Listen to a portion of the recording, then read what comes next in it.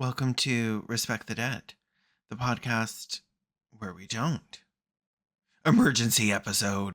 Sweaty, it's no surprise that everyone celebrated your demise, and now worms are eating your eyes.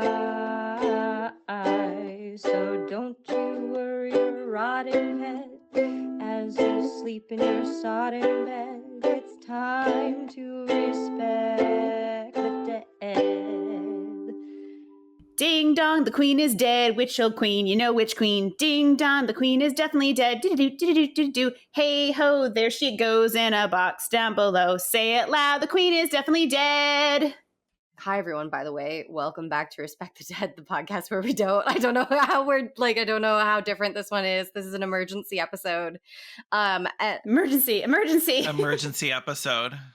It's an emergency episode. I don't know if you noticed, but a queen just died. A literal fucking queen. For many places, the queen just died. Yeah. So our first order of business is to just rehash the day and how the news broke and how Mandy was getting her fucking tattoo done while Kaylin and I were losing our goddamn minds in the group chat. So here's how we have to tell the story. You two have to explain your side of things, and then I need to explain my side of things. So you two go first. Okay, so I was working on a video. So I had the group chat muted, not the Respect the Dead group chat, our YouTuber group chat. So I didn't know what was going on right away. I knew that there was the possibility, but then I saw Hoot send a message in the Respect the Dead chat, and I'm like, oh no, did this happen? Is this happening? And then I started losing my fucking shit. Like, legitimately, I think I'm going to try and plug in some of the voice notes we were sending. Yeah, we got to go back over them. Yes, please do. They were amazing. Just coming in to say, that's not happening. Oh my God, I'm so tired. It's been 9 hours. I've been editing for 9 hours. I knew that Mandy was at her tattoo appointment because she had brought it up earlier. And I was like, fuck, we need to legitimately plan this right now. I don't know what was happening on Hoots' end, but I think it was something fairly similar. Mm-hmm. I was working, I clean a yoga studio once a week in exchange for lessons. And I was there. So I was just in the back room. Not working. Cleaning yoga mats, but I was really just on my phone. And I had my fingers crossed that she wasn't going to die. I was pulled out. We just wanted her to suffer a little longer so that we had time to really put something good together. This is, I was this is worst possible weekend for you to die. We've got so much going on at the moment. At the time we were planning on doing a stream for one of our other projects, but that ended up getting postponed because a couple of our friends ended up getting COVID. We were like, oh God, we've got a little bit more time to work on Elizabeth. So I was slowly filling with dread, and my phone was, because I've got obviously my Twitter, and I'm signed into the Respect the Dead Twitter account on my phone as well. So between those two accounts, my phone never stopped lighting up all day. I think I charged it 4 times that day because all day, even before she died, but especially just after the news was announced. Oh, because we were hearing this skeleton rush to be by her side. Yeah. Meghan and Harry are on the way back to the pallet. There was a lot of oh, it's not looking good. And Twitter was just sitting around a bunch of excited kids, just oh, is it happening? Is it happening? So I remember I was seeing some of that too before I went into my my tattoo appointment. Literally, I had hours of night before Christmas. Oh my God, I wonder what we're gonna get. Yeah, and I my phone was lighting up like crazy. People were like, Queen Elizabeth episode when are we doing it? Is it going to happen? Oh my God. I'm watching refreshing Respect the Dead, and I was getting these notifications all day, and I was like, fuck, we can't absolutely do an not episode because people are they're thirsty. People are begging us. They're salivating. And then it happened, and it ramped up tenfold. People were just constantly tweet, especially especially British and Irish people were please. Yep. It was okay, we have to do this. And I was like, oh my God, she was literally 96 years That's a lot old. of content. She has so much life. There's so much. So much. So Jesus. Like, literally almost 100 years of content. And she's been a queen since she was 25. So she's been like... most of her life. Yeah. So on my side of things, right? So like, again, I was also seeing some of this stuff. I'm not logged into Respect It on my phone. Wow. But I was still seeing, I'm going to fix it. Just haven't done it yet. I'm seeing that stuff and we're talking about it in that, like the YouTuber group chat we were just talking about. And so then I go into my appointment, which was around noon, and for me, I got the octopus on my shoulder, which the people listening to can't see, but there's pictures of it on Twitter. If you could, it looks amazing. It looks amazing. It looks really cool. He did such a great job, but it did take, it's a pretty good sized tattoo. This is my largest tattoo I've gotten to date. It took 3 hours to do all of this. And for me, with a tattoo like this size and just generally in tattoos, I kind of just need to zone out. Like I sort of, quote, took a nap in the sense that I just like closed my eyes and tried to disassociate for 3 hours. Yeah. So I didn't have my phone with me the entire time. My phone was in my purse. And that was also because I didn't want to be like looking at stuff and accidentally like reacting and then like he like tattooed something weird. Or I didn't want to like fuck him up. And that seems to work great for him. We did not talk most of 3 hours. It was silent. Oh, that sounds amazing. It was great. It was amazing. I loved it. When I got my last tattoo, he was like, so what do you think about this whole COVID thing? And I'm like, oh, no. I'm a fan, actually. I stan her. Yes, little coronavirus. Look at her with her little, like, cute little crown. That's a queen. I'm like, I actually have a podcast about dead people, so she's been very helpful. Oh, I did bring up the podcast, actually, before during the appointment at one point, like before he got started, we were talking and he was just like, he was doing the tracing and he's like, so what things are you up to? And it's like, well, I have a podcast where we talk about dead people. And I told him about a couple of the episodes and mentioned Mother Teresa. He's like, what did Mother Teresa do? I was like, oh, honey, wait for it. What didn't she do? I just constantly drop the podcast all the goddamn time. So like I leave the appointment, I open my phone and I have like 130 messages or something like that on WhatsApp. And I'm like, oh, okay. And I also, the very first message I saw was actually from Caption Boy, my partner in Texas, who's like, so are you going to do an episode about her? And I'm like, oh, okay. He's probably talking about the queen if she dies. But then I opened the group chat and I just start seeing Kaylin and Hoots in our actual group chat being like, oh shit, the bitch is dead. Oh wait, she died at the worst time. Can we make an episode happen? And I'm trying to catch up. I'm listening to voice messages. And at a certain point, I hit the catch up to the bottom of the chat because I was curious to see where we're at. And in all caps, I just see, Mandy, we can see the read receipts. Can we do this? Like, when those receipts went blue, I scrummeted.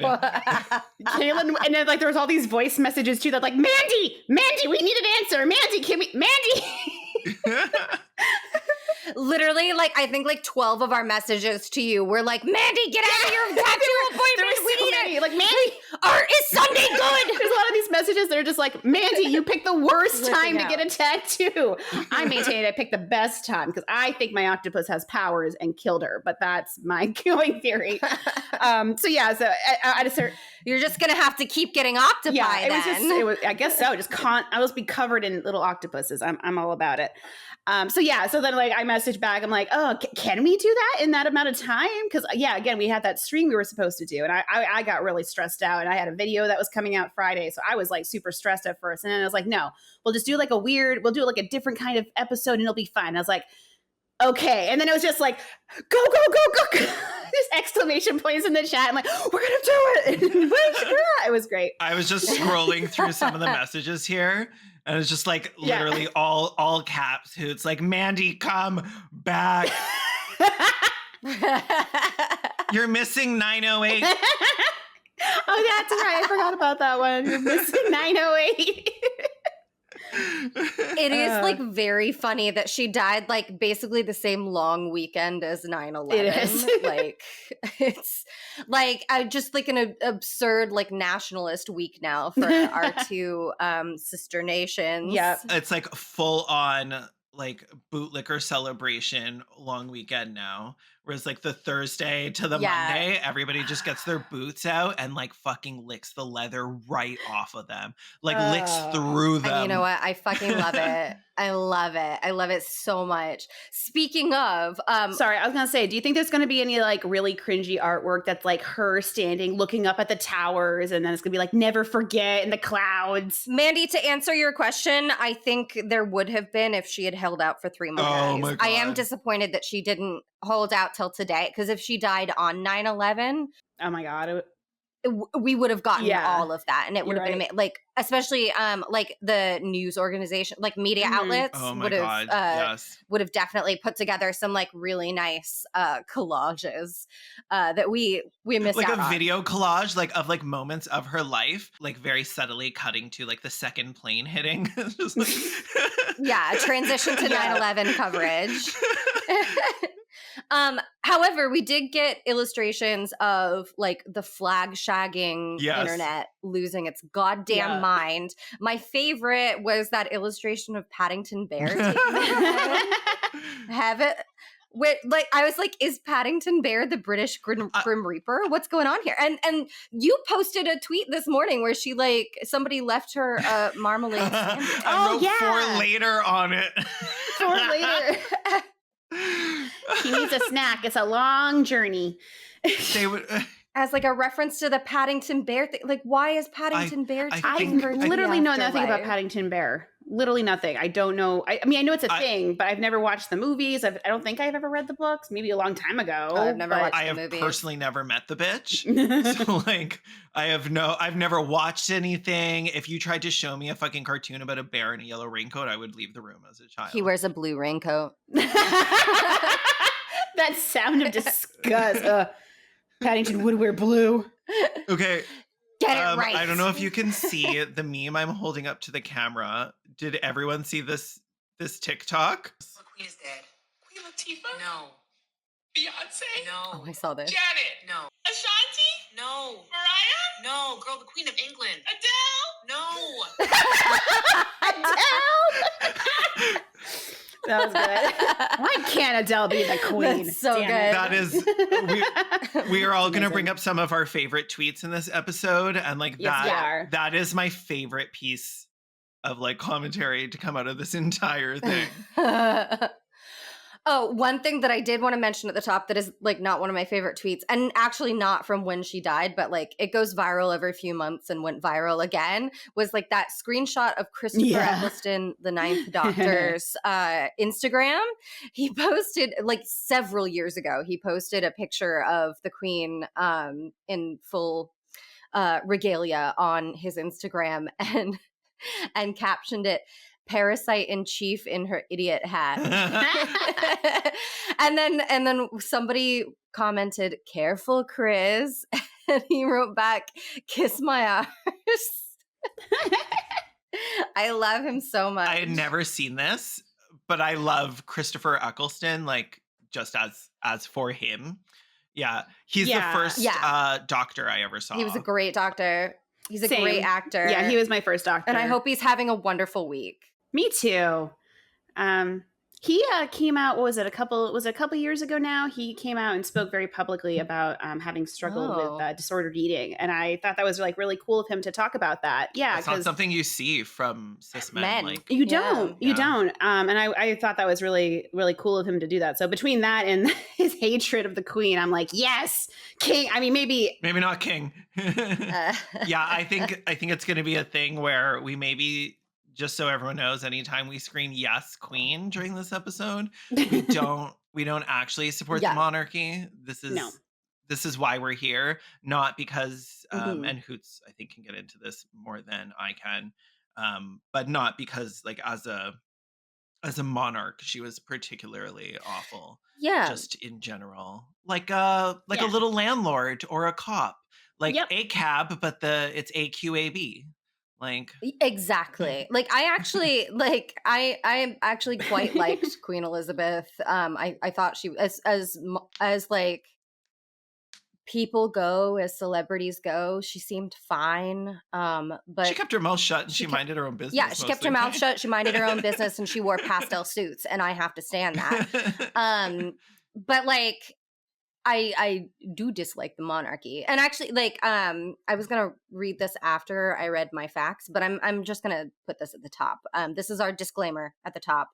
That the most senior members of the royal family and the monarch especially occupy this like weird liminal space in modern British politics where they are technically politically powerless, but also some of the most powerful people in the Commonwealth and the world.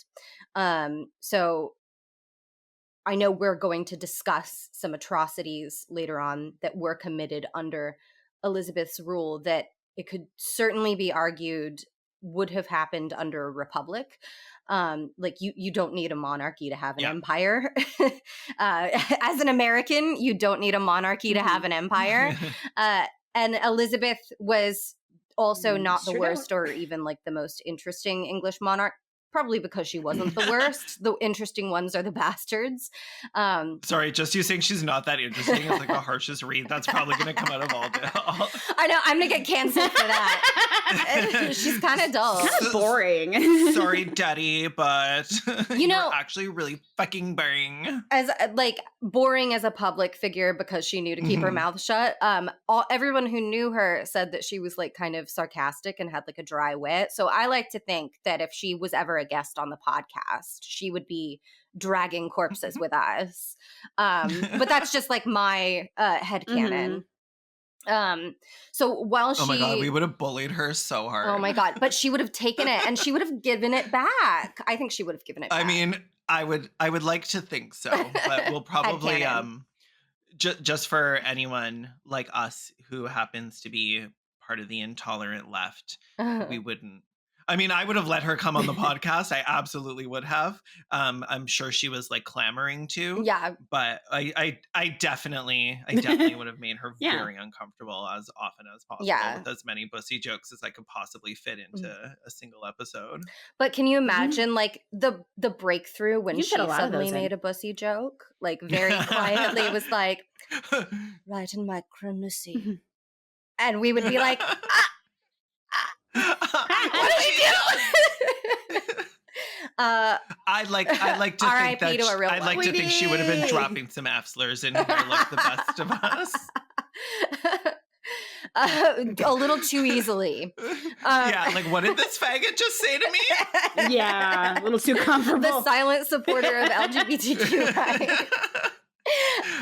Also, I would just like to say that I'm Canadian, not American. So when like Fox News or whatever inevitably cancels us, cancels us, you are a member of the Commonwealth. Yeah. So while Elizabeth directly benefited from a number of violent wars and genocides, she was not directly responsible for them. What she was and what the royal family continues to be responsible for is their continued refusal to acknowledge or provide any kind of reparations to the hundreds of nations and millions of people crushed and impoverished under British imperial rule. They're also responsible for some like really messy, hateful family stuff amongst them. And another disclaimer here, we are literally recording on Sunday morning and Kaylin is editing through the night. Editing Kaylin here again, my brain is melting out of my ears. If our 9/11 jokes didn't tip you off, to get this emergency episode out by tomorrow morning at 3 a.m. So we simply do not have the time or emotional bandwidth to get into every atrocity committed by the British Empire or every horrible thing Elizabeth II has ever personally been involved in. You're probably going to be hearing a lot of that from other sources throughout the next several weeks anyway.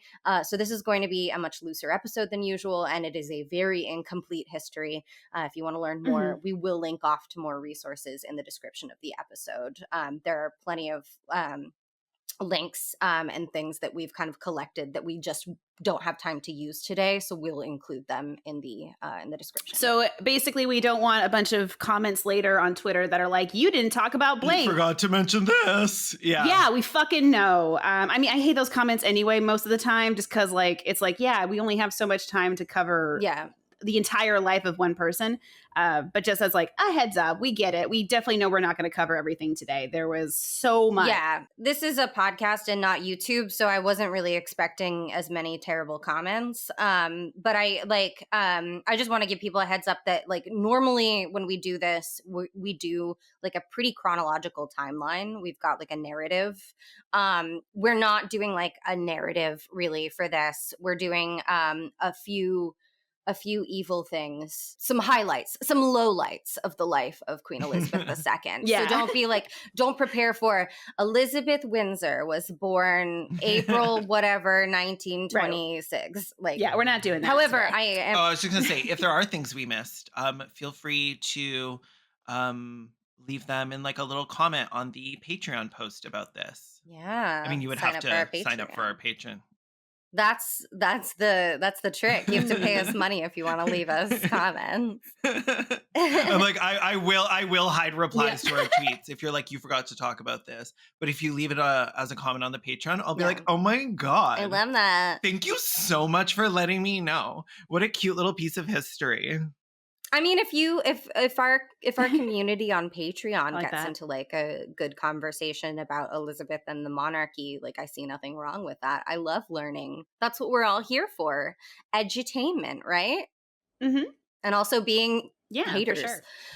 So Yeah, I was about to be like, I personally am here because I'm a bully, but I'm reformed and I will not bully alive people. I try to keep my head empty as much as possible. I just want a head empty, no thought situation. Don't make me learn absolutely things. not. No, thank you. I am here to talk shit about someone who can't feel bad about it. I actually did learn some stuff while helping to do the research for this. So I'm actually kind of excited to get into it. Well, as excited as you can be talking about some terrible shit. Yeah. But you know how it is. That's the same way I feel every episode. That's another thing. I did like no research and I have no idea what these two ladies are going to say to me tonight. we have no idea what you're going to say to us. Let's open up with just some of the facts. So Elizabeth Windsor, Queen of the United Kingdom and the Commonwealth Realms, died on Thursday, September 8th, 2022. She was 96 years old, and her reign, lasting 70 years and 214 days, is the longest of any British monarch and the longest recorded of any female head of state in history. Wow. She said, govern, gatekeep, girl boss. The UK is currently experiencing an energy and cost of living crisis that has seen inflation rise above 10% for the first time in 40 years, and current projections have it reaching 13% by the end of the year. The result is millions of Britons unable to afford enough food, facing a winter where they may not be able to afford heat. And at the time of recording, the Queen's body is in state at Westminster Hall, where it is scheduled to lie for 4 days so the public can pay respects. Her coffin will be accessible to the public for 23 hours per day before her funeral takes place at Westminster Abbey. With her in it? Yes. Yeah. What do you mean accessible to the public? Like, what can I do? She's lying in Westminster Hall. Yeah, they're guarding it. She's not just like chilling out. They're not gonna let you whip. They're not gonna let you like take. You know. I'm like, let's go get her. I believe buying tickets now. it's also a closed casket. It's not like. Oh, okay. Yeah. Okay. Yeah. I'm just gonna go put a marmalade sandwich in there with her or something. Yeah, no. You can visit. You can like walk by. Tuck it under her claw. So a total of 2,000 specially invited guests will attend the funeral in person, while millions will watch the proceedings on television. The exact financial cost of Queen Elizabeth II's funeral proceedings will not be reported, but it will be many millions of pounds. Princess Diana's funeral in 1997 cost the public $11.8 million. The Queen Mother, Elizabeth's, cost $5 million in 2002. And there's no reason to believe Elizabeth II's will cost less than theirs, even amidst a cost of living crisis that has caused many UK citizens to go hungry. Mm. Charles III's coronation following Elizabeth II's funeral will also come at great expense to the public, although there is speculation that Charles' coronation will be a much more austere affair, precisely because of the cost of living crisis, because it's a bad look to have. Bad optics, absolutely. His mother's coronation cost around £43 million pounds in today's money. Jesus Christ. Jesus. So he's expected to have a much more pared down affair. But again, like we don't know exactly how much it will cost the public. At his coronation, Charles will be feted and fitted with billions of pounds worth of jewels, property of the crown, many of which were the spoils of a bloody history of imperialist subjugation. So on that, do you want to talk about one of the jewels that I researched? Which one? I'm sorry, I'm like so disgusted just thinking about the amount of money. Billions of pounds of jewels. I'm like, somebody run up and snatch that shit off that motherfucker. Some of which, like, snatch him, grab the queen's body, and run. You could sell both of those things for enough money to end like every cost of living crisis. I know, like just one of those could like completely take care of all of my debt. I would be set for like life probably. Like you and the rest of Maine. Yeah. Like you and the rest of Maine. Food insecurity is really going up here in Maine right now. And like that would just fix the entire fucking And that's state. just the jewels that will be Disgusting. on his person. That's not the jewels that are under the property of the crown specifically. Many of which are in storage and some of which are on display in the Tower of London. Let's transition. Way ahead of you, sweaty. Let's transition into talking about one specific jewel. First, I'm going to talk a little bit about India. So over 4 distinct periods of British colonial rule in India from 1765 to 1938, Britain extracted a sum of about $44.6 trillion from India. Fuck off. Jesus. This figure is conservative. And does not include it doesn't include the debts that Britain imposed upon India during the Raj. So it doesn't include the debts that that Britain imposed upon the Indian royal family. Okay. This is just like pure material resources. Yeah, resources extracted from India. Fuck off.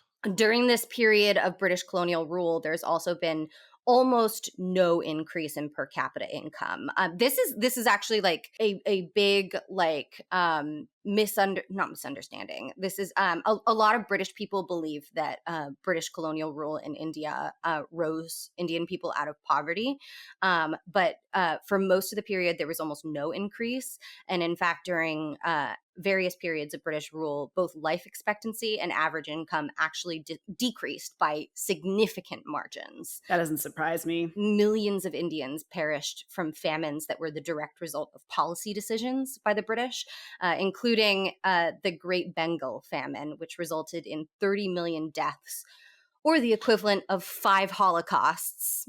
Jesus. The Koh-i-Noor diamond, which is now part of the crown jewels, set in a crown made for the Queen Mother Elizabeth, was originally an important Indian jewel believed by Hindus to be revered by the goddess Krishna herself. The diamond has a really fascinating 4th-century history, but the British wound up acquiring it in 1849 after imprisoning the 10-year-old Punjabi prince Duleep Singh and his mother Rani Jindal, and forcing him, a 10-year-old child, to sign a treaty handing over the diamond and all claims to sovereignty. From the Smithsonian, for the British, that symbol of prestige and power was irresistible. If they could own the jewel of India as well as the country itself, it would symbolize their power and colonial superiority. It was a diamond worth fighting and killing for, now more than ever. When the British learned of Ranjit Singh's death in 1839 and his plan to give the diamond and other jewels to a sect of Hindu priests, the British press exploded in outrage.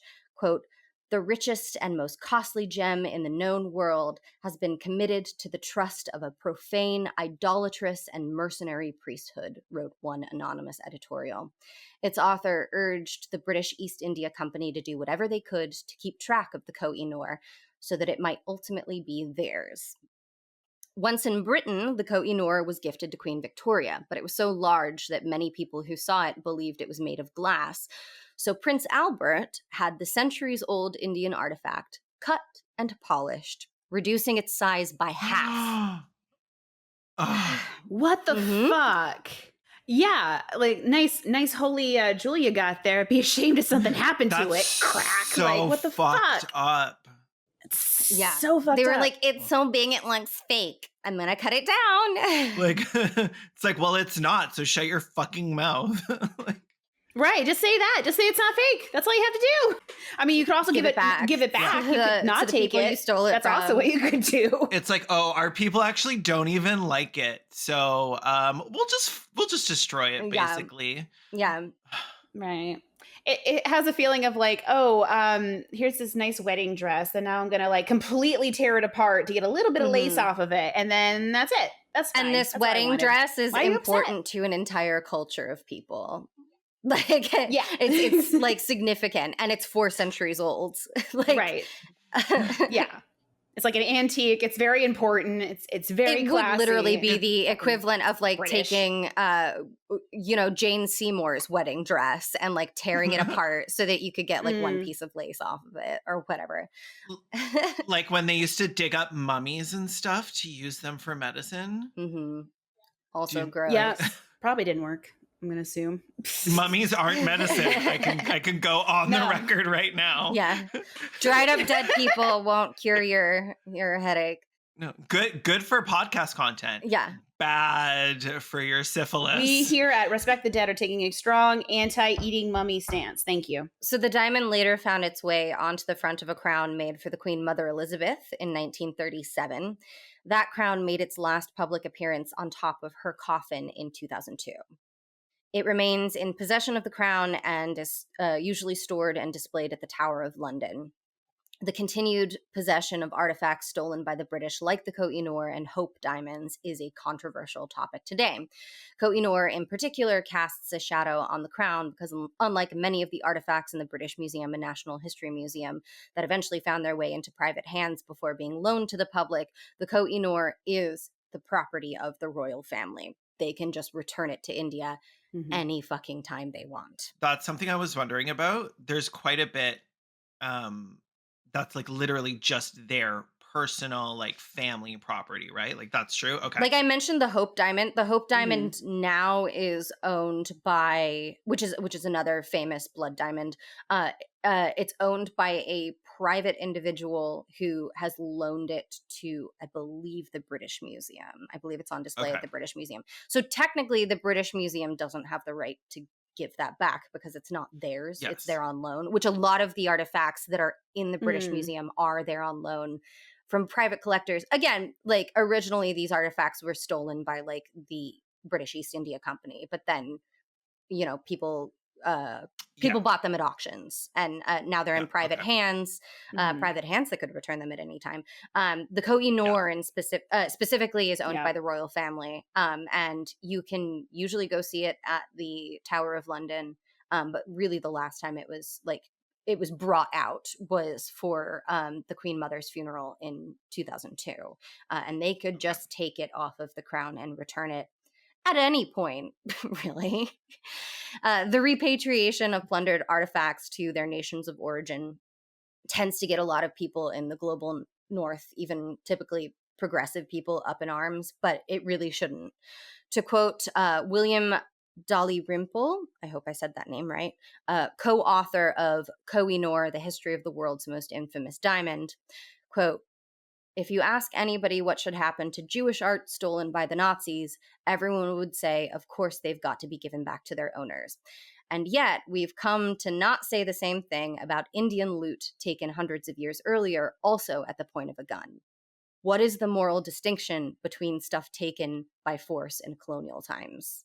I do. I mean, I can think of one moral distinction that people are making. I would like to add that a lot of times when people say things like that, it's more of like a generalization, and that there definitely are people who would be like, absolutely no Jewish people deserve to get anything back ever.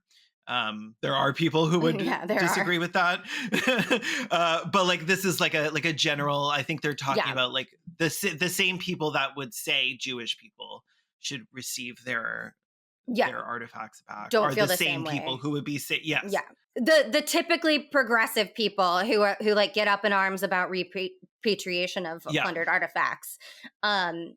And I think like usually the concern with a lot of like more liberal people, I would say, is that they fear that if they get returned to their countries of origin, they would no longer be free for the public to see.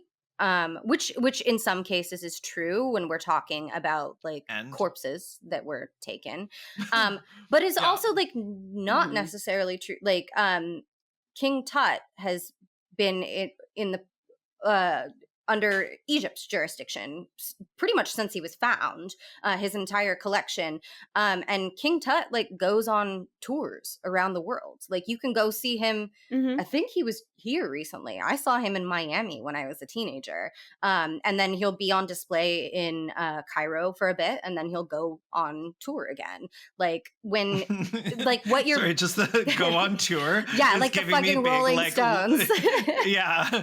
I love that a dead corpse travels more than right? you do. But like when you give these objects back to their countries of origin, you're also giving those countries of origin some self-determination. So they can make the call whether they are going to place them in their own national history museums, whether they are going to place them back in the tombs they came from, or whether they are going to like do exactly what Egypt did and be like, actually, this is an important like educational piece, and we think that under very specific circumstances and under our care and watch, they can travel to other museums and like be part of like temporary exhibits so that people around the world can experience this. Like, and I mean, like, fucking, if the Koh-i-Noor diamond gets placed in like a national history museum in fucking India, then that means that like more people will be traveling to go to a museum in India rather than to go to the fucking Tower of London again. You know what I mean? Well, they just want to be able to see it themselves. Yeah. Knowing full well that like people around the world, like most people do not have the money to go to fucking to go to the Tower of London. Their whole reasoning basically comes down to they won't, quote, use it correctly. There's like this paternalistic kind of like thing of like, no, we can't give this to you because you might not use it the way that you're supposed to, and we're smarter than you, so we're going to hold on to it. Like it has that vibe to me of this like, you can't possibly pass this off to these other people because they haven't been, you know, as enlightened as us and know how to properly, you know, deal with this artifact or whatever. And it's really shitty because it basically is those people saying that we're better at this than you, and it kind of it denies what you were saying about self-determination. Like you should I there's no reason to believe that if you gave those back to India that they would, quote, squander it. And even if they did, that's their fucking business. Like whatever, quote, squander would even mean. Like it's so shitty. And this idea that like, oh, well, we couldn't possibly do that because they might not, quote, use it the right way or display it the way that it should or whatever. It doesn't matter because the whole point is that you should be entrusting the people whom that was taken from to figure out what they want to do with it, because it's not on you anymore. It should be on them. I'm going to link off. I'm going to link off to this Smithsonian article in the description. But the Koh-i-Noor specifically, it is about like white supremacy as well, because for most of its history, it was like culturally viewed as a thing of beauty because it was like this enormous diamond. But then at a certain point in the latter part of its 400-year history, it did become like a symbol of power, because the English and the Indians were not the only culture that fought over this. And then it became a symbol of political power. And once it became a symbol of political power, that was when Great Britain was interested in it, because it was during the height of the British Empire. And they basically power, you say. It was basically like, if we own this diamond, it means that we are the superior people on Earth. So it's explicitly white supremacist, the taking of this artifact from its country of origin is specifically about proving that we are the dominant culture and race. So that's another reason maybe they should return it. Speaking of racism. That giggle. Speaking of racism.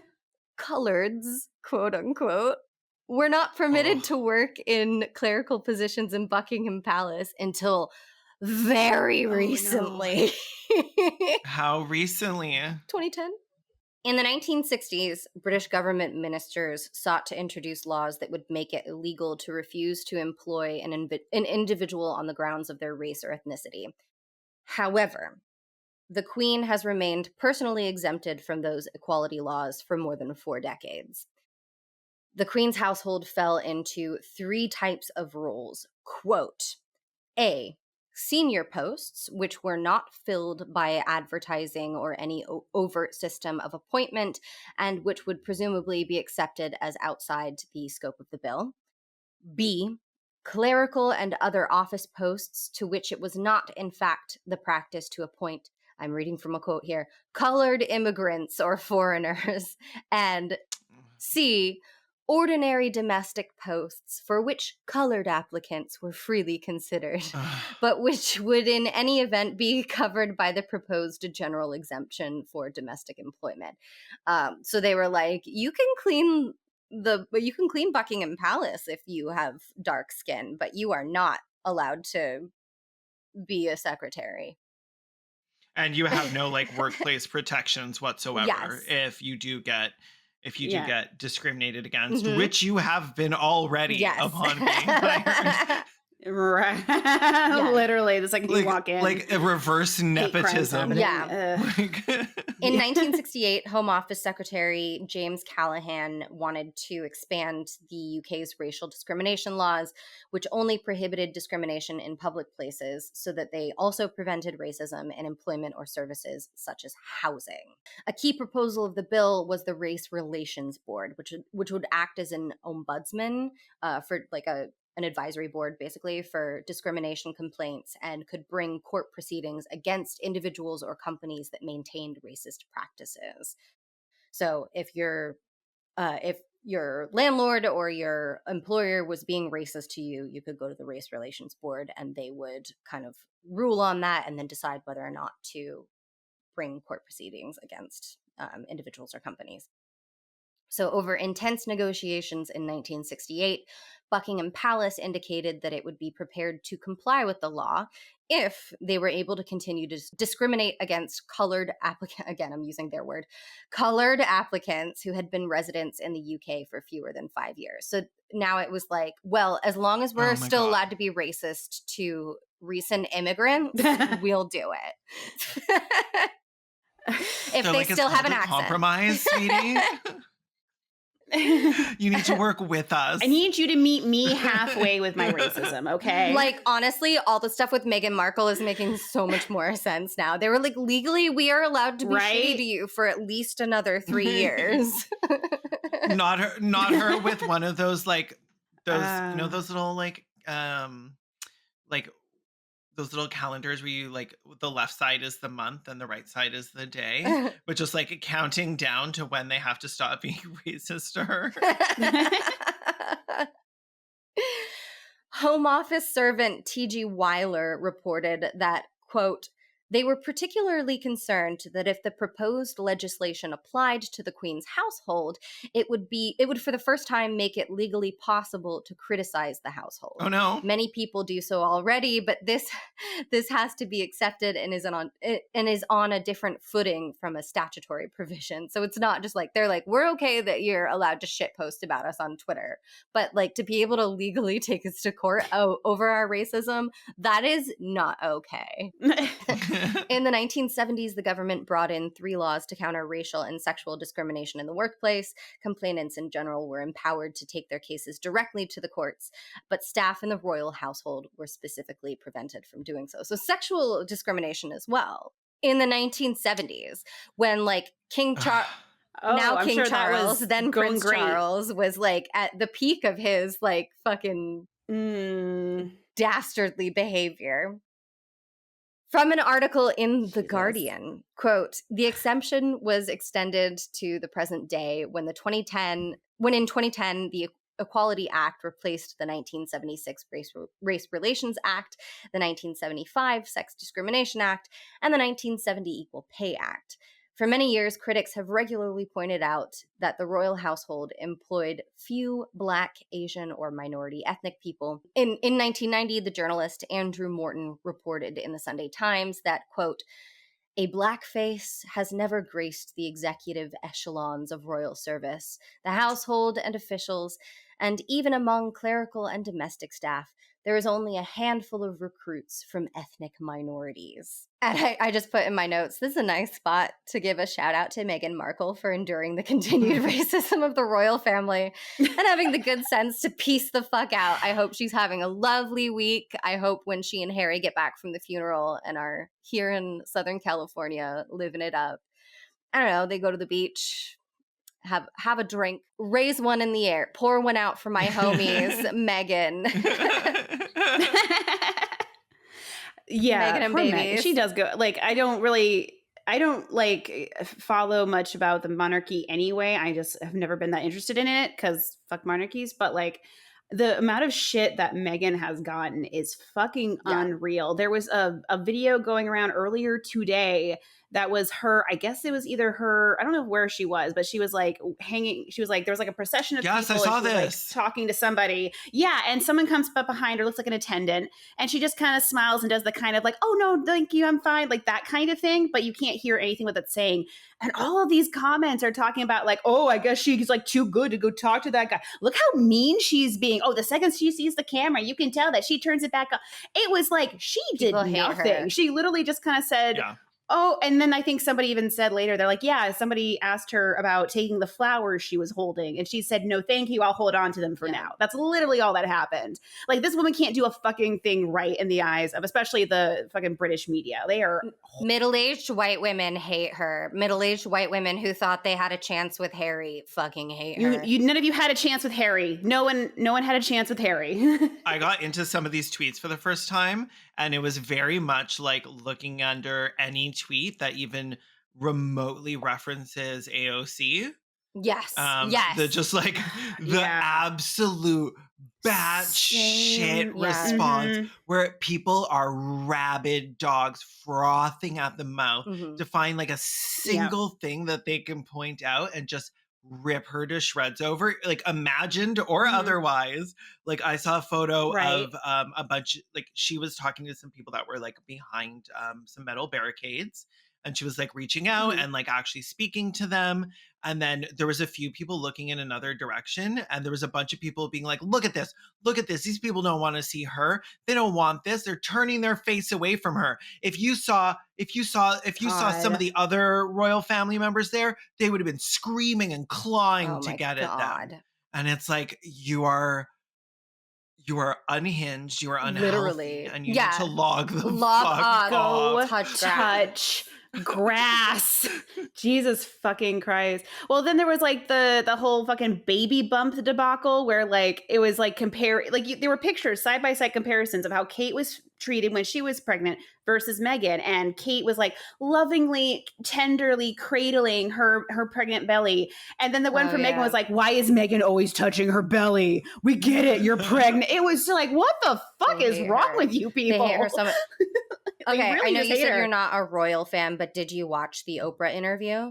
No. Okay. I don't think I did. No. I saw some like random clips going around Twitter, but I did not watch lovers of messy drama, please go find the Oprah interview. It's so good. It's like high camp. Like Oprah is being peak Oprah. I know you all have seen the like, were you silent or were you silenced? Yeah.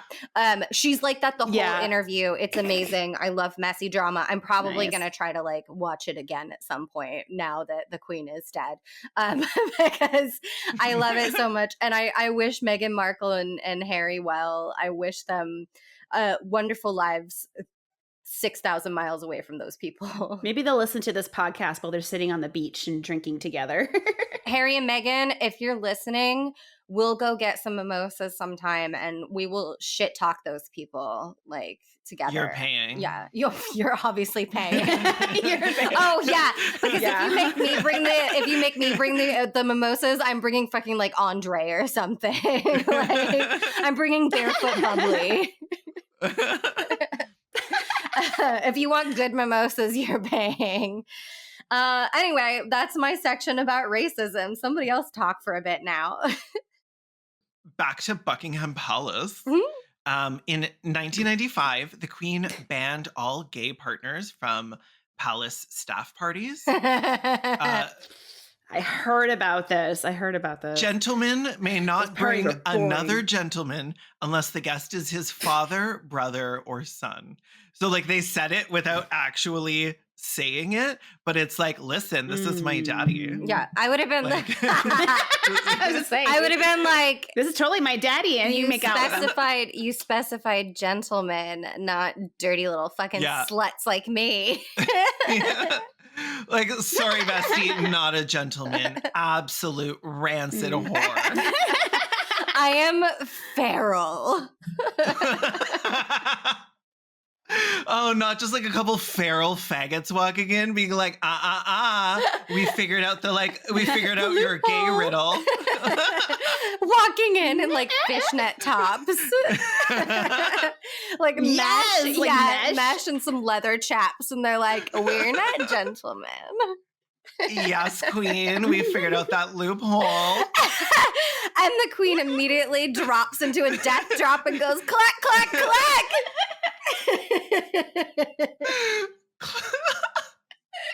She whips a cane across the room. We make her sound so much better than she is. I want this right queen. She's boring, so I have to fill my like head canon with lots of extraneous details. Okay, so a lot of people said that she was homophobic. A lot of people said she wasn't because she didn't really talk about the gays. She didn't talk about anything. I think it was like there was like a queerty article or whatever that went viral recently that was like she was a silent supporter or something. Real silent. And it was like Carlos Maza or something who tweeted like, oh, I want to know what like glass-eyed demon twinks are still reading this fucking rag in 2022. I love him. Also a very good poster. Oh, absolutely. But there was actual accusations of homophobia, like real life homophobia that affects people. Like 2018, it was reported that the Queen's first openly gay senior footman, Ollie Roberts, resigned after a series of humiliating demotions. So basically, it wasn't so much that like, I don't think it was so much that he was gay, it's that he was openly gay. He hadn't spoken to the media, but like the media was reporting on it. So she started like, you know, bringing him down in the ranks. And the reason why this was possible is because for those like slightly over 40 years, she was personally exempt from like her and her staff from the 2010 Equality Act. So there was no legal recourse whatsoever, even if you could prove that you were being discriminated against. Like if they're like, I'm demoting you for being gay, was totally legal. Yeah, for her. So why... Maybe this, again, I'm not that up and up on the monarchy or anything, but why is the monarchy, or why was it like okay to do this for so long? Like, why were they the exception? Like, I don't get that. Like, if the monarchy isn't supposed to be powerful in any way, why do they get all these special privileges to still be racist and sexist and homophobic? Like, because how does of that work? The quote that I said above, that it would make it legally possible to criticize the household. Yeah.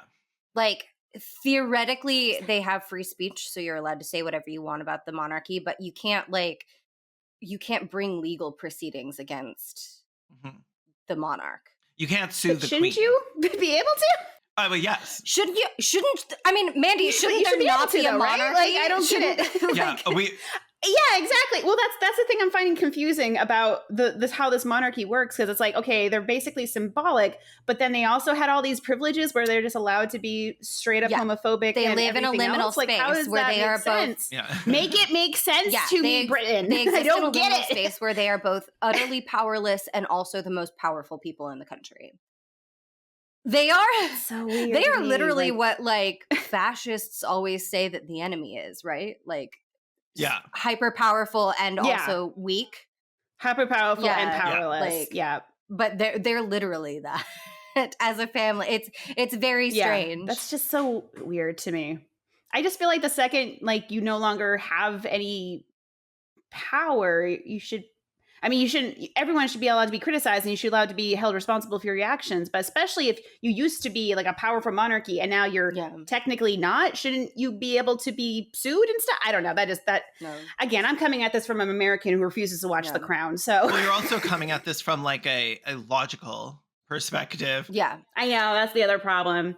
I mean, these are people that told the fucking bees the queen died. I guess I really shouldn't be that surprised. I mean, I think that's adorable. I think they should do that with all bees who have beekeeper. Like whenever the beekeeper dies and it gets replaced by another beekeeper, I think you should go tell the bees. You should break the news.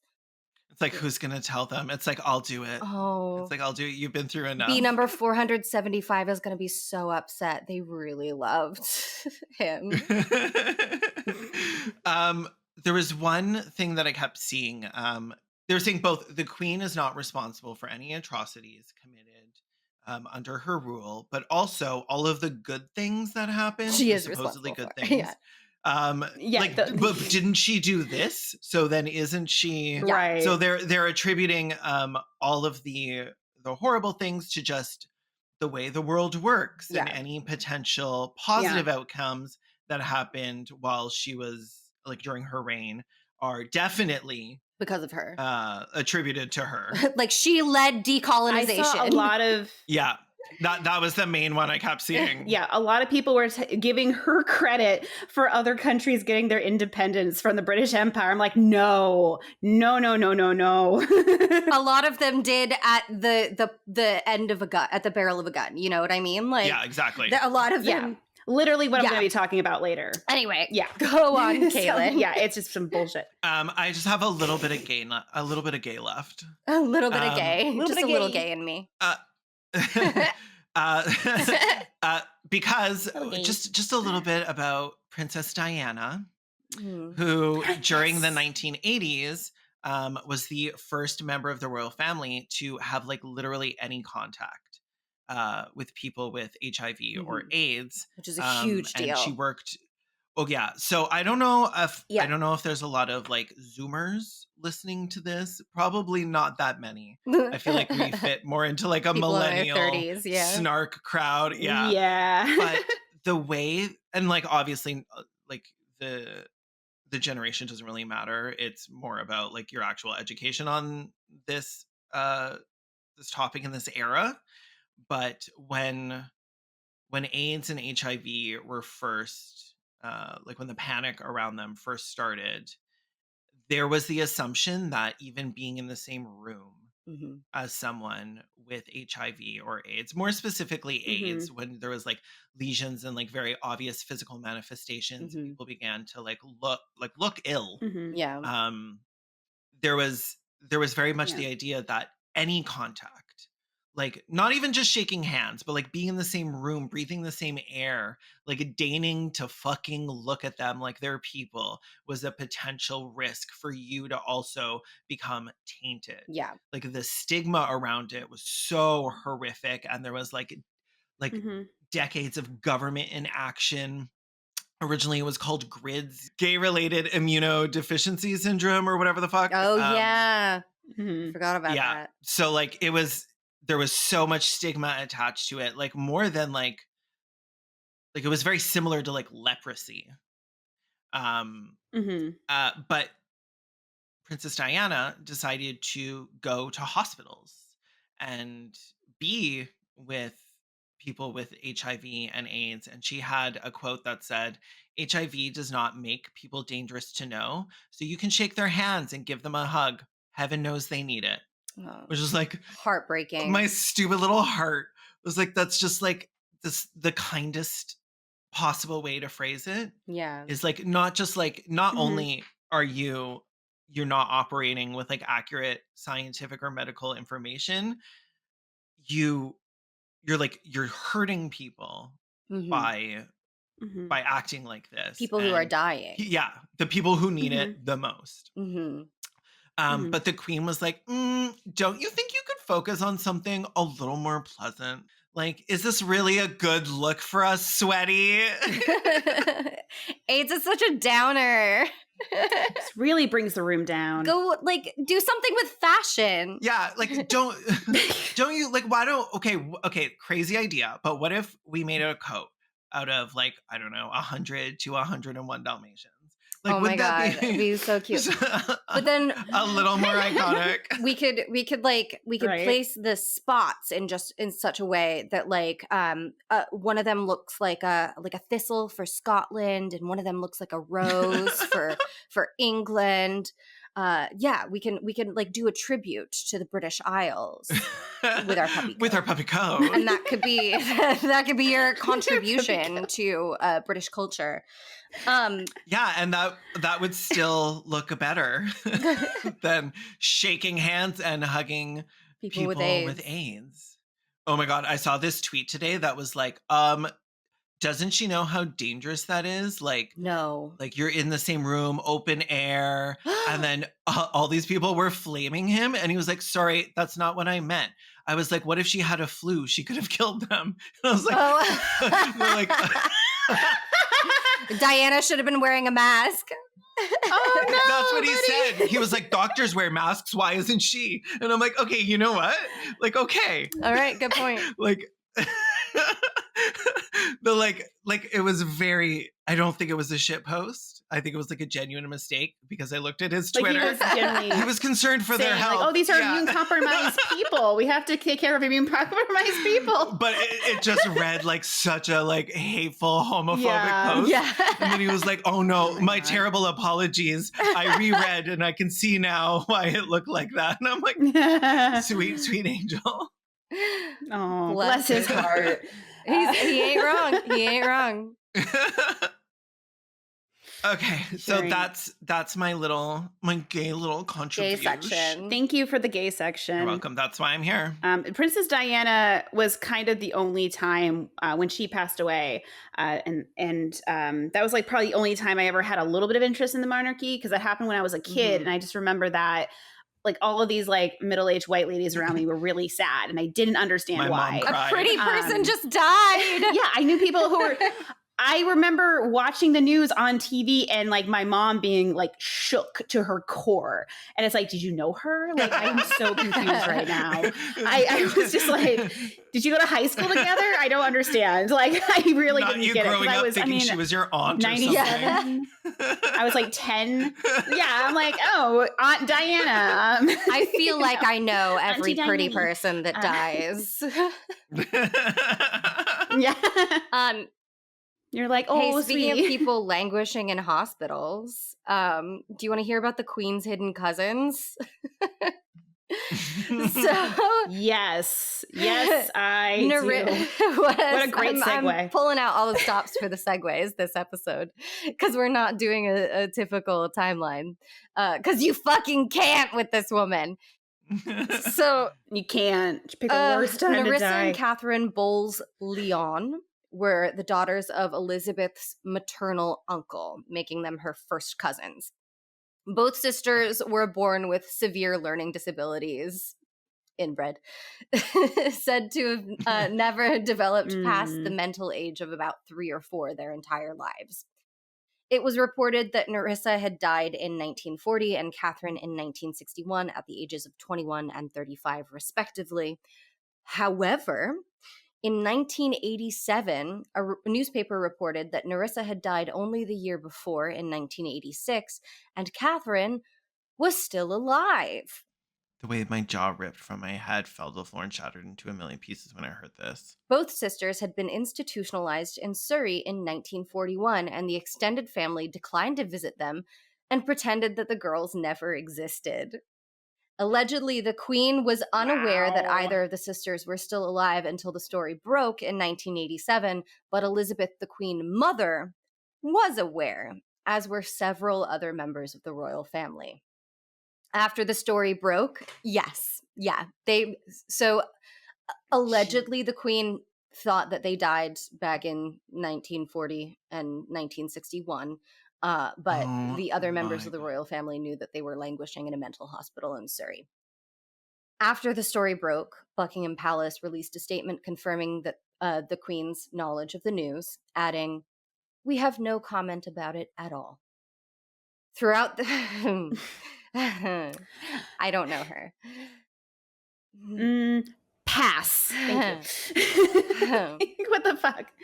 Throughout their time at the hospital, there is no known record that the sisters were ever visited by any member of the Bowles-Lyon or royal families, despite their aunt, the Queen Mother, being a patron of MenCap, a charity for people with learning disabilities. Even after finding out that one of her first cousins was still alive and living alone in a mental facility, nurses said that, to their knowledge, the family never sent the sisters a birthday or Christmas gift or card. They never even sent a card. Lizzie was never like, yeah, you don't even need to go.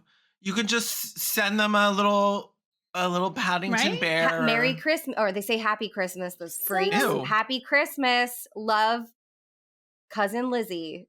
None of that. No cards. Well, because then once you Yeah. acknowledge, I mean, it becomes like, oh, okay, well now I they know, and now I need to acknowledged- do something they about acknowledged it. it with a public statement where they said we have no comment about it at all. Get one of your secretaries that are white because Right? legally they have to be white and to write a fucking card and send it off. Or somebody else, like the Queen's people. If she had actually said that she didn't think gays should be able to get married because she was a Christian, and she was like, "Oh, I don't comment on private conversations," and it's like, so it happened. There was a conversation. I don't care what you do in the privacy of your own home. I just don't want to see it. Just don't show that to children. Yeah. But unfortunately, a courtroom or like a stunning beach wedding is not your own home. So like I said, like after the news broke, they still never sent a Christmas gift or card. So shit. However, after the story broke in the media, the Bowles-Lyon family did upgrade Nerissa's grave from a serial number and plastic tag marker to an actual headstone. Oh my goddess. So their literal child was like, just had like a little Wow. plastic tag marker with a number on it. I did more for that for my rats that died. I made them tiny little Literally. tombstones. They have access to billions of pounds and money out the wazoo, and they couldn't even put a cardboard box up? What the fuck? I mean, I will say the Bowles-Lyons probably just have millions, not billions, but oh, excuse me. yeah. I mean, the royal family could have stepped in at any point and like put up, I don't know, like a little wooden cross or something. I don't know, like like your dog and I'm sure they did more for their corgis. They put in right? less work than like a fucking props department. Less work than my mother does for her lawn on a Halloween. Yeah. Catherine remained at the hospital unvisited Jesus. by any of her relatives until 1997, when it closed amid abuse claims. And then she moved into another home in Surrey, later dying aged 87 in 2014. Oh my God. Wow. Sorry, Catherine and Nerissa. Nerissa died in 1986, and Catherine lived all the way until 2014, and she was in that hospital until 1997 when it closed because they were abusing their patients. Jesus. Yeah. That's a long fucking time to be like forgotten in some like fucking facility. And the facilities then, I mean, they're not okay now, but like back then, like they were way worse. The back way then. that they treated anyone with any sort of mental illness or like anyone that was neurodivergent was like so fucking horrible. The medicine and the treatments at the time did more harm than good, and were like largely either useless or used to experiment on people. So like, and they were abusing them up until 97. You can keep your family members in your own home and get them a staff if like they need that much attention and you have that much fucking money. Like, and so Nerissa would have been, I think, in her 60s when she died. Catherine was 87. Nerissa, when they were put in the facility, was only 22. And Catherine was only 15. Catherine was in a facility from the age of 15 until until Jesus. like 97, and then she died unvisited at almost 90. That's horrible. Oh my God. So her entire life was basically in captivity. She was like an animal. Yeah. And Queenie is like, I don't know her. I got nothing to say. I'm a silent supporter. I am a. I'm a literal silent. I will not say a thing. I'm a very quiet ally. Quiet ally, Queen Elizabeth II. Quiet ally of. It kind of reminds me of the people. Diana would have said something about it. Yeah, she would have. Just saying. I know that there's like a weird. There's a weird shrine to her in Harrods. Where? In Harrods, the department store. There's like a big department store. Oh. And there it's owned by it was like Dodi Fayed, right? Her fiance, her boyfriend at the time who died in the car crash with her. It's owned by his family. Yeah. The whole department store. So like on the bottom floor there's like okay, I'm going to really get canceled. A really tacky fountain with pictures of them. It's real tacky as a shrine to them. I know I feel for his family. It's very sad. But like, if my family built a fucking fountain that looked like that to me, I would haunt them. Ew. Have you looked it up? Did you Google it? Yes. I'm going to send you the link. Do you want to look at this picture? It's real tacky. It's so fucking basic. Speaking of tacky, like all of the fast food chains in the UK that are like, we at Heinz are so traumatized by the loss of our monarch. I'm like, you are revealing yourselves to be pure trash. Like, I am white trash from Florida, and this is the trashiest thing I've ever seen. Just shut your mouth. Yeah, it's ugly. Link is in the chat, ugly. Mandy. It's so hideous. I just Googled some pictures and with the pyramid on it. Okay. There are literally nicer fountains. Oh yes. That I've seen. Oh my God, the fountain at the Americana on brand is gorgeous. It's like just I think there's a lot happening here. The candles. It's the candles. Those 12-inch candles, those like girthy fucking candles are like. To be fair, it goes with all of Harrods because all of Harrods is pretty tacky. It's like the cheesecake factory of department stores. But that's why you go. Exactly what you mean. That's why you go to Harrods because because everything there is overpriced. Yes, you don't want to shop there. But you go and you look at all the tacky decor and you have like a great time. Like that. That fountain is on the bottom floor of like an escalator. Basically, there's like a hall of escalators, and it's an Egyptian themed hall of escalators. So everything looks like King Tut. They didn't have escalators though, so that seems strange. I mean, it's not supposed to be historically accurate. It's just supposed to be. It's like a themed gentle party. Reminder. It's like a themed party. Oh no, I get it. That's just such a weird thing to combine. Like, what goes better with escalators than ancient Egyptians? I mean, if I had to go up and down those pyramids every day, I would have not what I would have thought of, but. I would want an escalator. Probably would have been helpful. If you put one of the slaves who built those pyramids on an escalator, it would blow their fucking mind. They're like, oh my God, guys, we got these escalators. We love them. They're amazing. But we've been carrying all these bricks up. We should just put them on the escalators beside us. Oh my God.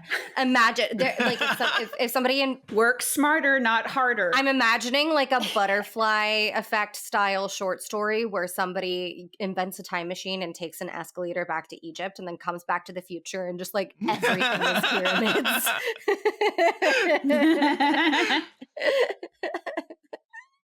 Imagine kind of like Planet of the Apes, where it's like the landscape, like there's like a Statue of Liberty, but the head's a pyramid now. Literally, you did. You blew it up. Back and they're like, wait, why are the people pyramids? How did this happen? Escalators with Everything's pyramids. People are walking pyramid dogs instead. No, geography doesn't make any sense. Like, you know what? Just like falling to their knees. I'm like, this makes sharp no edges sense, everywhere. But like, honestly, I think it might be better. Like, Jordan Peele, hire me. I just wrote the scariest story. oh my God. What are we even talking about? What are we even talking about? We're not even drunk Mandy, this no episode. Mandy, do you want to? I know it is okay. Just turned noon my time, but I am stone cold sober. I've been drinking. I am not coffee. sober, but I am not drunk. Mandy, do you want to depress us? Everybody left to go to the bathroom, so I started a new podcast in my head. I forgot that Hoots had Bluetooth headphones on, though. It's just me alone here now. Oh no, Hoots can hear me. I was gonna start my own podcast. It's just me and you now, Angus. Ugh.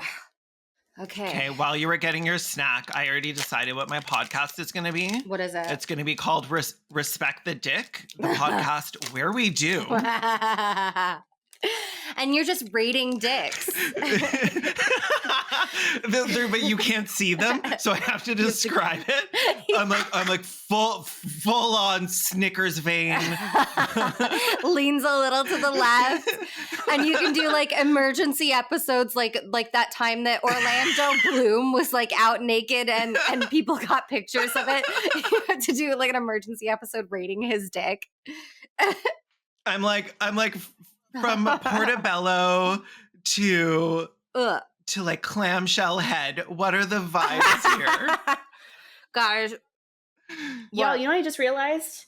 I didn't see the song. Oh, you didn't? Fantastic. Okay, so the song goes, and disclaimer, I'm not nearly as good a singer as Hoots, but here we go. Ding dong, the queen is dead. Which old queen? You know which queen. Ding dong, the queen is definitely dead. Do-do-do-do-do-do-do. Hey ho, there she goes in a box down below. Say it loud, the queen is definitely dead. That was my song. Thank you. Good job. But I sent that in a voicemail to the group chat, and Hoots and Kaylin immediately are like, "You're singing that on the podcast."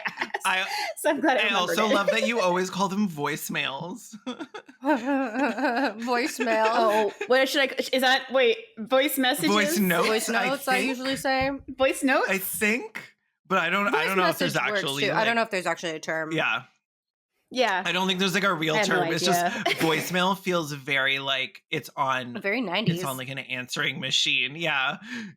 I sound like a middle-aged woman who's talking to my daughter about like, oh, I sent you a voicemail. Mom, no, it's not a voicemail. It's a voice note. It's giving sitcom energy, which I love. Yeah. Okay. I'm into it. Okay, so that'll let me all depress you. So as Hoot said with the sort of opening disclosure, and also what we mentioned at the beginning anyway, about how there are so many wars and uprisings and just horrible things that happened while Elizabeth was queen. And I kind of ended up focusing in on one in particular because I thought, one, I didn't know anything about it. I had never heard about this before. And I also thought it was important to like represent at least one of these stories because there's so many of them. And there's I just felt like it was important to like kind of focus in on at least one of them. So with that being said, I'm going to talk to you at length now for a bit about the Mau Mau uprising. And I have to give you a little bit of background information first, just to like make it all make sense. But essentially this all happened in Kenya in 1952. So this is like after World War II. And at the time, Kenya was considered like a really valuable resource for the British. It had great resources. The agriculture in particular was very important there. It was also kind of like a bit of a transportation hub from my understanding, like the railroad went through there and that was kind of how they sent like supplies elsewhere to the other colonies in the continent. So it was kind of like a very important colony for the British Empire to maintain. The Kenyans there, the native Kenyans were treated pretty horribly, as I can imagine most people would already know.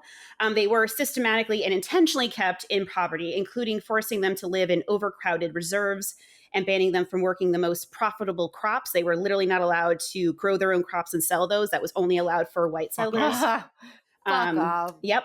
White settlers were also given preferential. Just like the immediate response is just fuck off. But okay, sorry, go on. I'm Exactly. so tired. No, I think I know. I think I said the same thing when I was reading just this like- page about it. I watched so many videos, y'all. I fell down such a rabbit hole about Thank this. you for And doing the every moment was research, just you two, fuck by off. the way. Of course. Oh yeah, Also, no like problem. Mandy, you should find another dead bastard involved in this story and do like a full episode on this. I might, to be honest with you, because there's a lot of information that I found about it, and there's so much more that I'm not going to be able to talk about today. So I would love to get into a deper dive. Probably the guy that was the governor of Kenya at the time would probably be the guy I'd talk about this through. But anyway, so yeah, white settlers were given preferential treatment. They barely paid any taxes. Meanwhile, Native Kenyans were taxed up the wazoo for everything, including like their own huts that they lived in. Like they were taxed horribly, and then those taxes would then go on to benefit the white settlers. Not them doing like a fucking cardboard box tax. What the fuck? Yeah, Like, right. You know, it was. I'm sorry, you're gonna have to pay property taxes on your tent. Like, fuck off. Yeah. Right. Oh my god. Jesus Christ. Like we're gonna force you to live in the least, like to us, the least desirable place to live, and then we'll tax you more than living in the places we live. Yeah, we'll make you pay property taxes on settlers. Oh, no. They wouldn't allow the Native Kenyans to live where the white people were. That wouldn't have been very pleasant. So no. They had to live in their little huts somewhere else, all together in one spot, away from the white people. The government seized about 7 million acres of land at one point, most of which were these like very fertile hills, which is where the most of the agriculture is being done. These hills would later be called the White Highlands because the farmland was exclusively owned by Europeans. I didn't even write down the actual name of this land because that's what everyone was calling it, was the White Highlands. And so like any land distribution, basically any benefits, the nice areas, those were all given to white settlers, whereas the Kenyans were not allowed. Kenyan employees were also treated very poorly by their European employers. Some settlers would argue that Native Kenyans, quote, were as children and should be treated as such. God. Fuck off. Oh my They're God. like, we're not, they're like, listen, I know this sounds like textbook paternalism. Full stop. Yeah, no, 100%. 100%. And there's some more of that specifically we're going to talk about a little bit later. But yeah, there was very much this attitude like, oh, we colonized them for their own good. Like they're so lucky. And the fact that sometimes they act out is like really a bummer. So these little babies, they need our help though. What will they do if we don't come here and push them off of the most fertile land? Yeah, exactly. Some settlers would flog their servants for basically any petty offenses. And technically, from what I read, it was technically illegal to flog people as punishment. However, this judicial system was very much prejudiced against the Native Kenyans. So it was very rare to actually be able to prove that you were flogged. And their legal system says it's illegal to flog people. Yeah. And they didn't recognize the Kenyans as people. Yeah. Exactly. You got it. Kenyans also had to travel around with a very specific type of set of identification papers, some of which was just kind of your average stuff, but it also had like fingerprints and some other things. These were called the kapande. I hope I'm pronouncing that right. That was basically kept in these little pouches around their necks. And they had to have them on them at all times. And these papers were very much about restricting their movement and not allowing them to travel. So it was very much about keeping them contained in certain areas. Now, so as you can imagine, Native Kenyans were pretty pissed about all of this and were trying to find ways to, and the other thing too, is they weren't representing the government at all, of course. Everyone that's been elected into the government has been elected by the British Empire. Yeah. They are put there. They are not, there's no voting happening.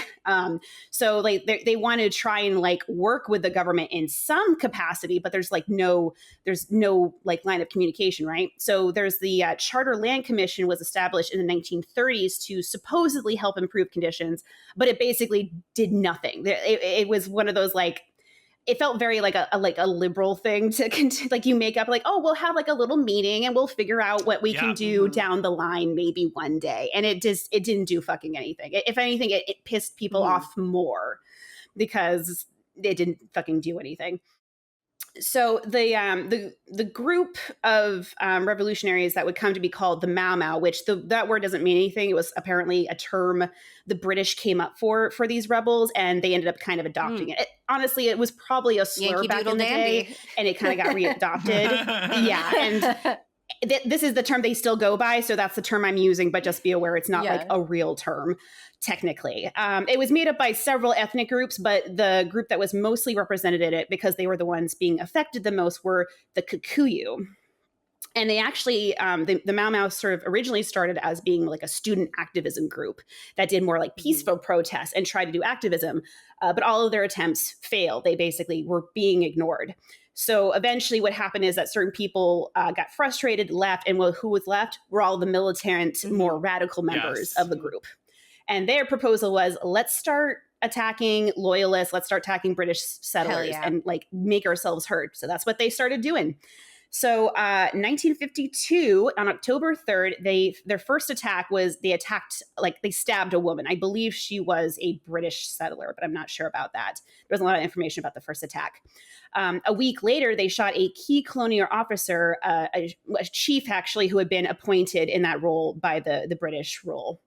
And that was like kind of when the British was sort of like, oh, that's strange. These brown people are mad at us.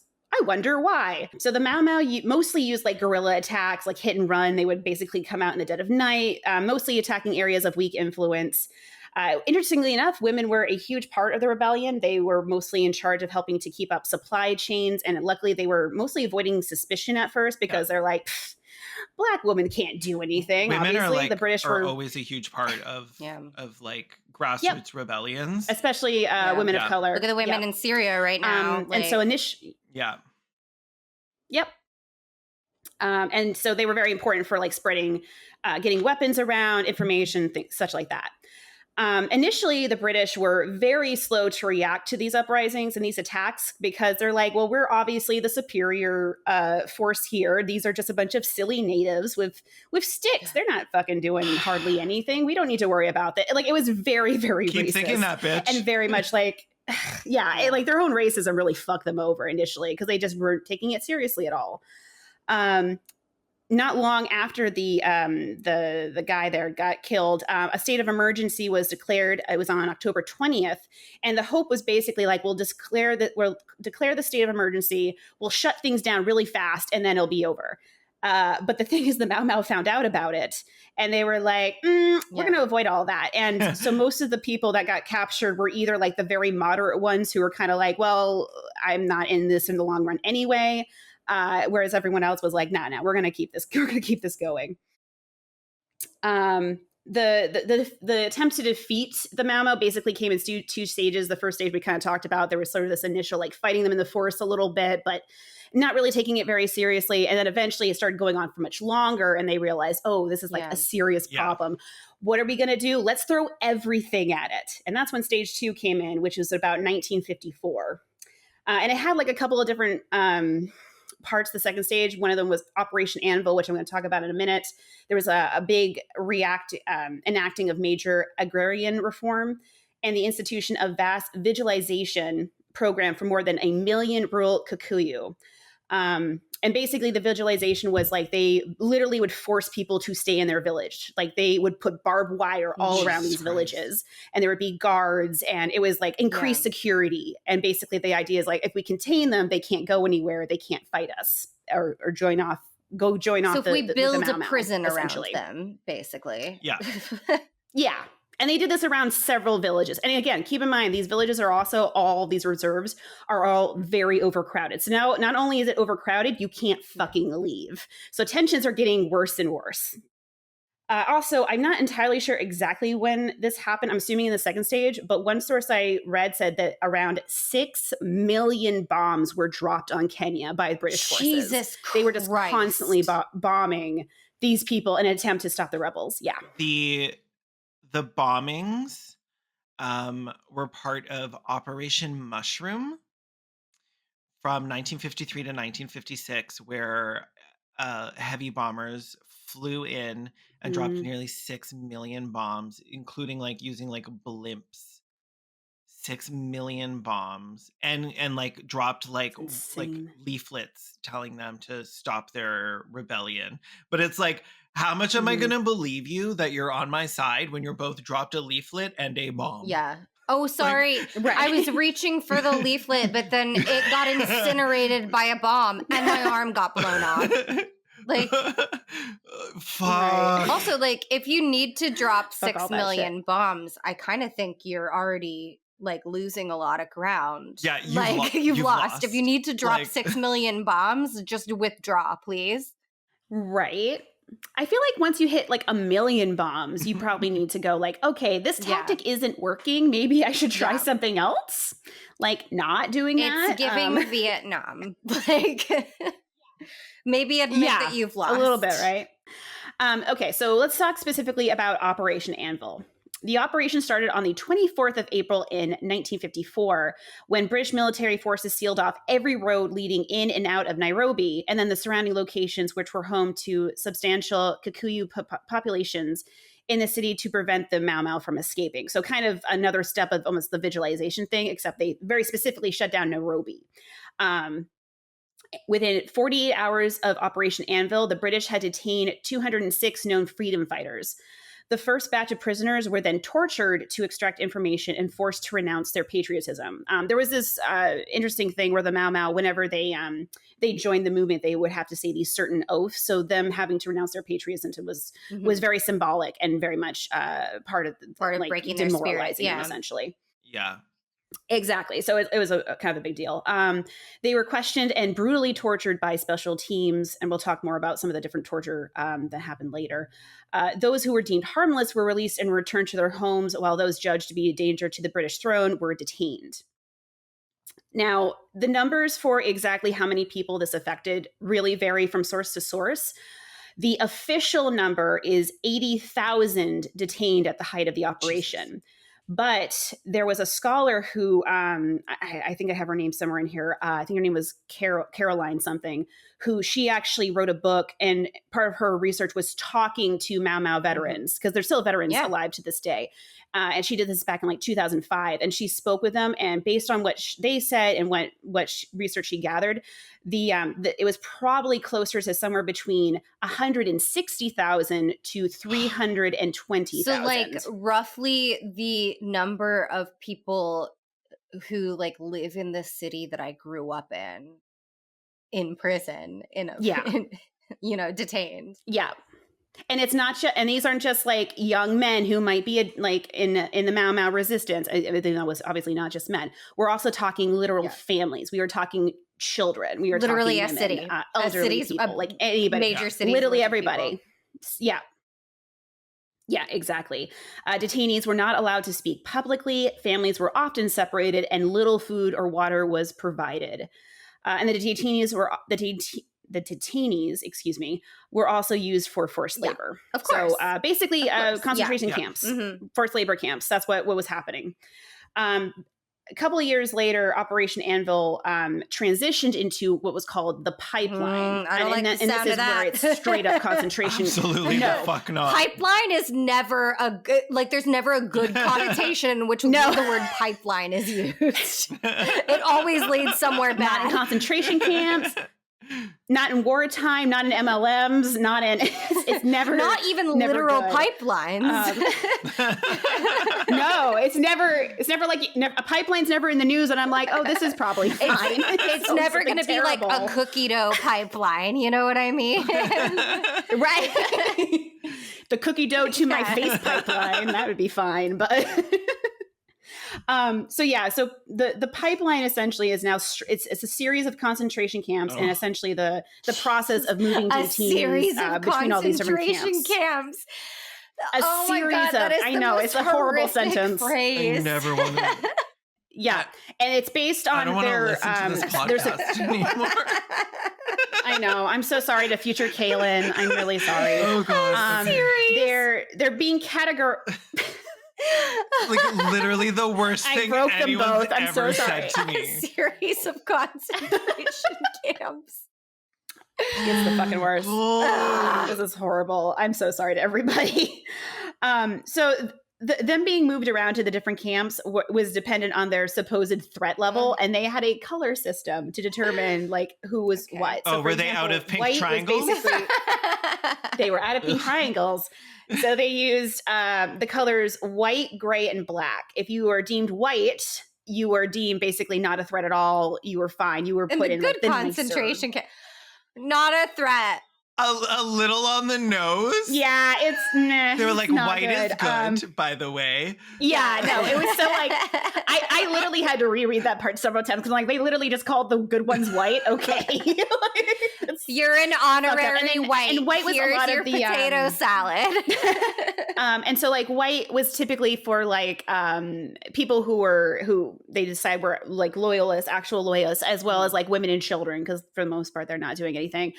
Gray is like your mid-level threats, like people who maybe aren't actively in the Mau Mau, but they aren't publicly denouncing them either, which is a problem for the British. And then black is the actual like Mau, like suspected of so actually eating black. Mau Mau or being. I thought Mau the color Mau. system would be like the black red, or the back, yellow, and green, or like the way we do with like nope, it was literally white, gray, and black. Yeah. And food was given out and prioritized based on those deemed most loyal. So if you were considered one of the good ones, you were more likely to get food than someone who wasn't. You said a nice thing about the queen, so you get to eat today. Yeah. Fuck. Basically.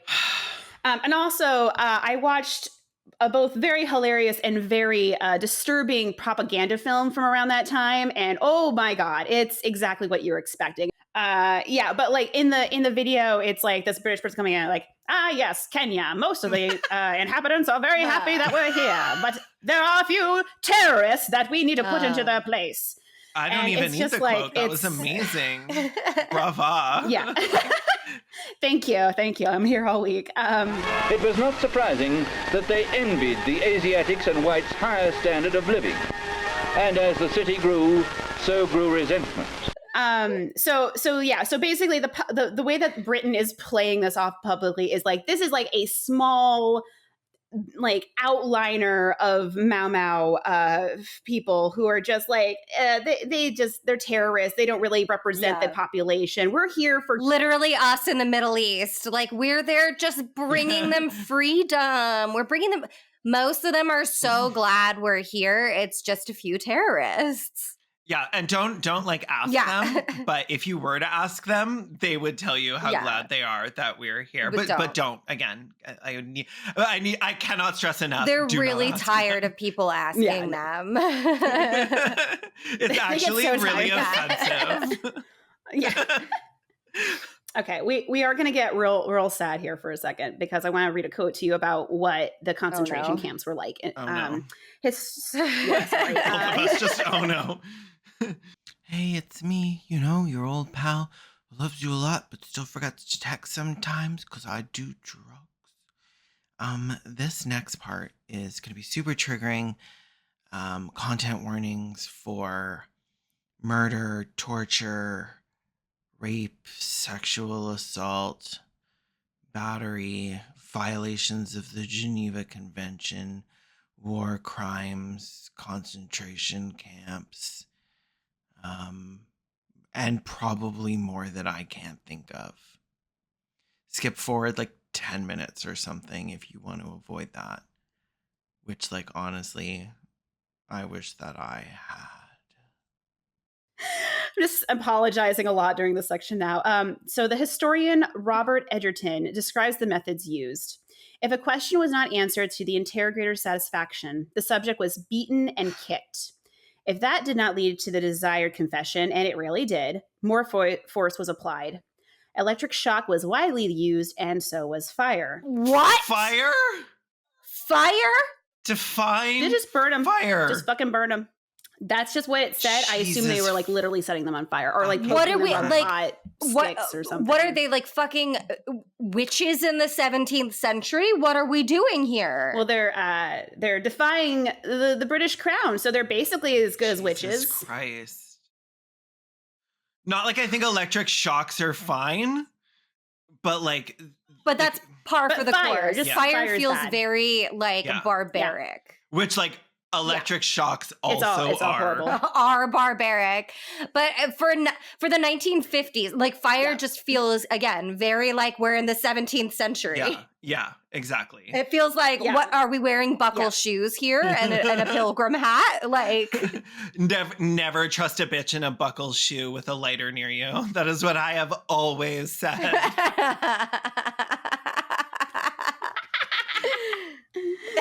Sorry to interrupt your Holocaust quote with the buckle shoe commentary. Okay. Sorry to interrupt your Holocaust quote. I love this podcast. What are we doing here? I don't know, and I love it. What are we doing here? Okay.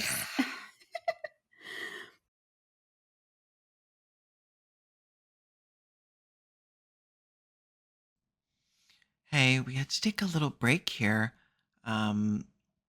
So there felt like there was a space between that ha ha, laugh, laugh, and then the continuation of the Holocaust quote.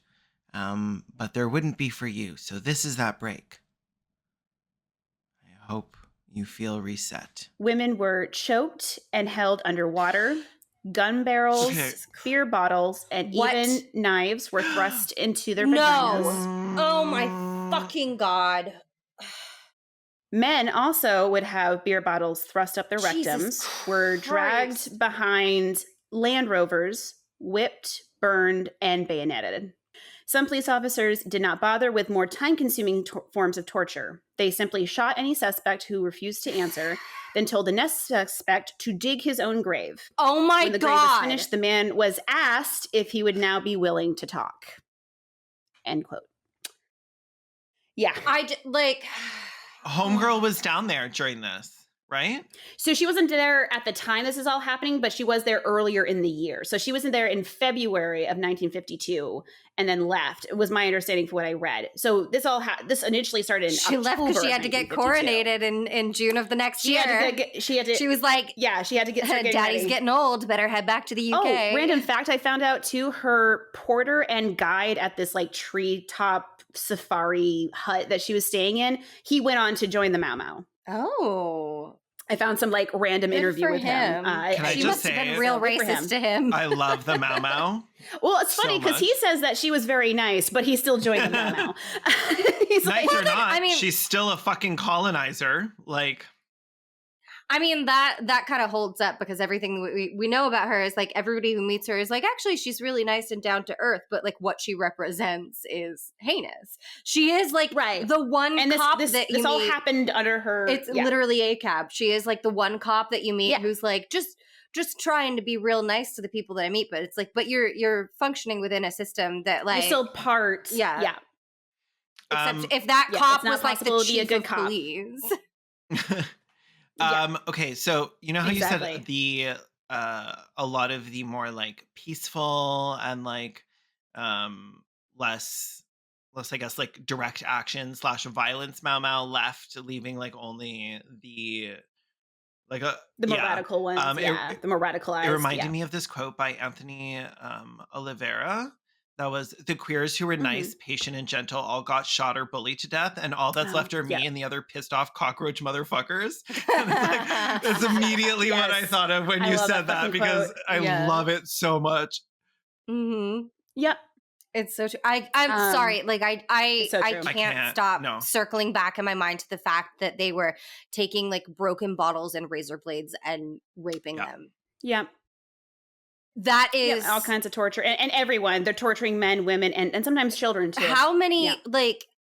What happened to the Geneva Conventions? Like, how many international laws is that like violating? Like, those are crimes against humanity. All of them. I mean, I know they were building Holocaust. I know they were building concentration camps, which are also crimes against humanity. But like literally, like raping people with broken bottles, like. A matter of 10 years after the end of the less than 10 years after the end of the Second World War? 9 Time years math is hard, sorry. Yeah. Not that long after. And actually, literally the next thing I'm about to say to you, a June 1957 memo drafted by the Attorney General of the Kenyan Colonial Administration likened the mistreatment of suspected detainees to, quote, conditions in Nazi Germany. Still, he advised the governor of Kenya, if we are going to sin, we must sin quietly. Yeah, because we don't want to get people's attention. Fuck you.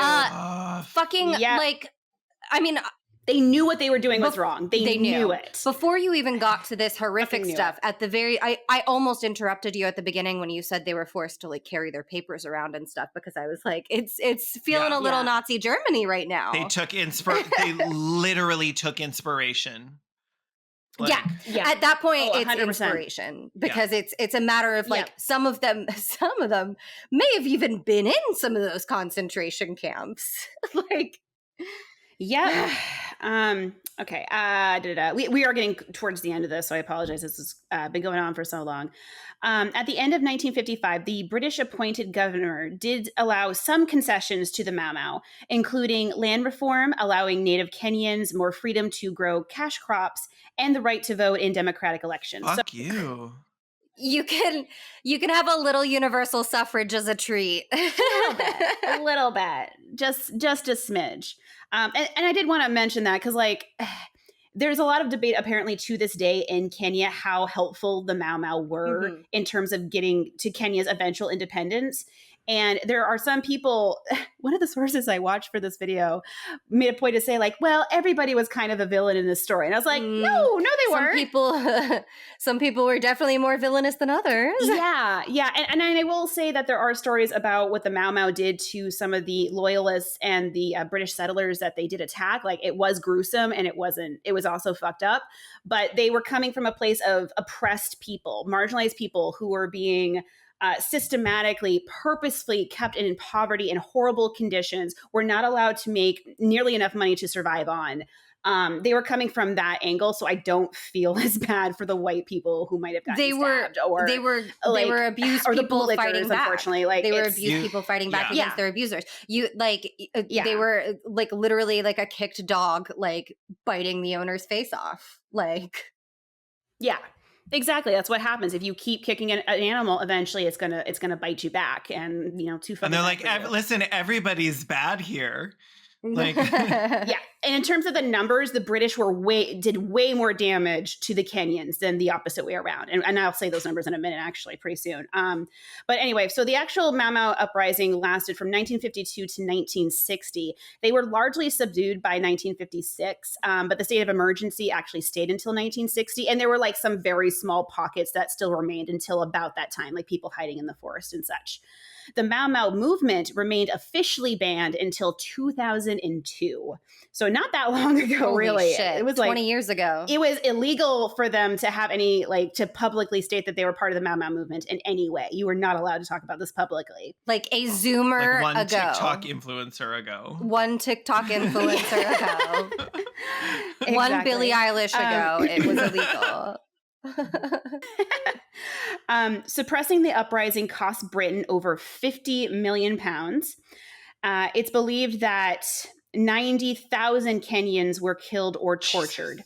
Many of those who died in the camps, around half were children. Oh my God. And again, the exact numbers are not certain. This is the number that I saw a lot of sources repeating, but there's no number. Well, I'm guessing there wasn't 90,000. like perfect registries of everyone born than to everyone who died, right? Like, being able to estimate that is very it's famously hard to keep count of a genocide. It's very hard. and they were doing the same thing that they did in the Holocaust, where they had like mass graves where they were piling people six people up. It was horrific. So we'll never know fully the death toll or the amount of Kenyans who are still alive who were affected by it, because there are obviously so many people who were affected by it who are still alive to this day or knew a family member.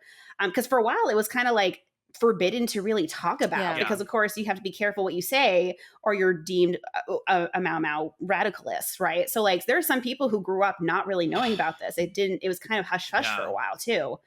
In comparison, I don't know how many British soldiers were killed by them, but the number that I did find was that the Mau Mau killed around 2,000 Kenyans, like the loyalists, during the uprising, and 32 British settlers. compared to 32? the number of people that the British and that killed. required 6 million 32. bombs? That required 6 million bombs.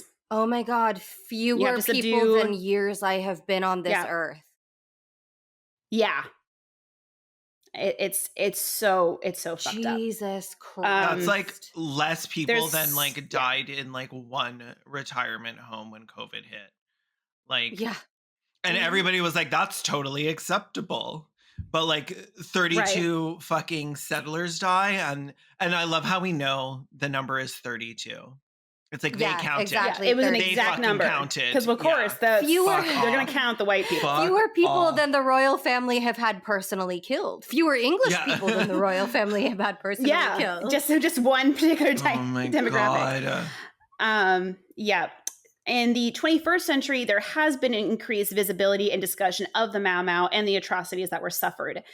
In November in 2002, so right after the Mau Mau movement was now officially not banned, the Mau Mau Trust, a welfare group for former members of the movement, announced that it would attempt to sue the British government for widespread human rights violations. There was also, like I mentioned earlier, there was that book by Caroline Elkins in 2005 based off the testimony of Mau Mau veterans that caused actually a lot of controversy. At the time, there were people who accused her of spreading Mau Mau propaganda. They basically were saying that her numbers were, quote, too inflated and it didn't make sense. But like, again, she did work with the Mau Mau on this. And she actually, I believe, worked with some of them too in the 2013 lawsuit that they brought against the British government. They specifically asked for her help. And so she brought like all these testimonies to court to be used in the trial. So like, it does seem like there's a lot of accusations against her, and I obviously couldn't do a lot of research into her.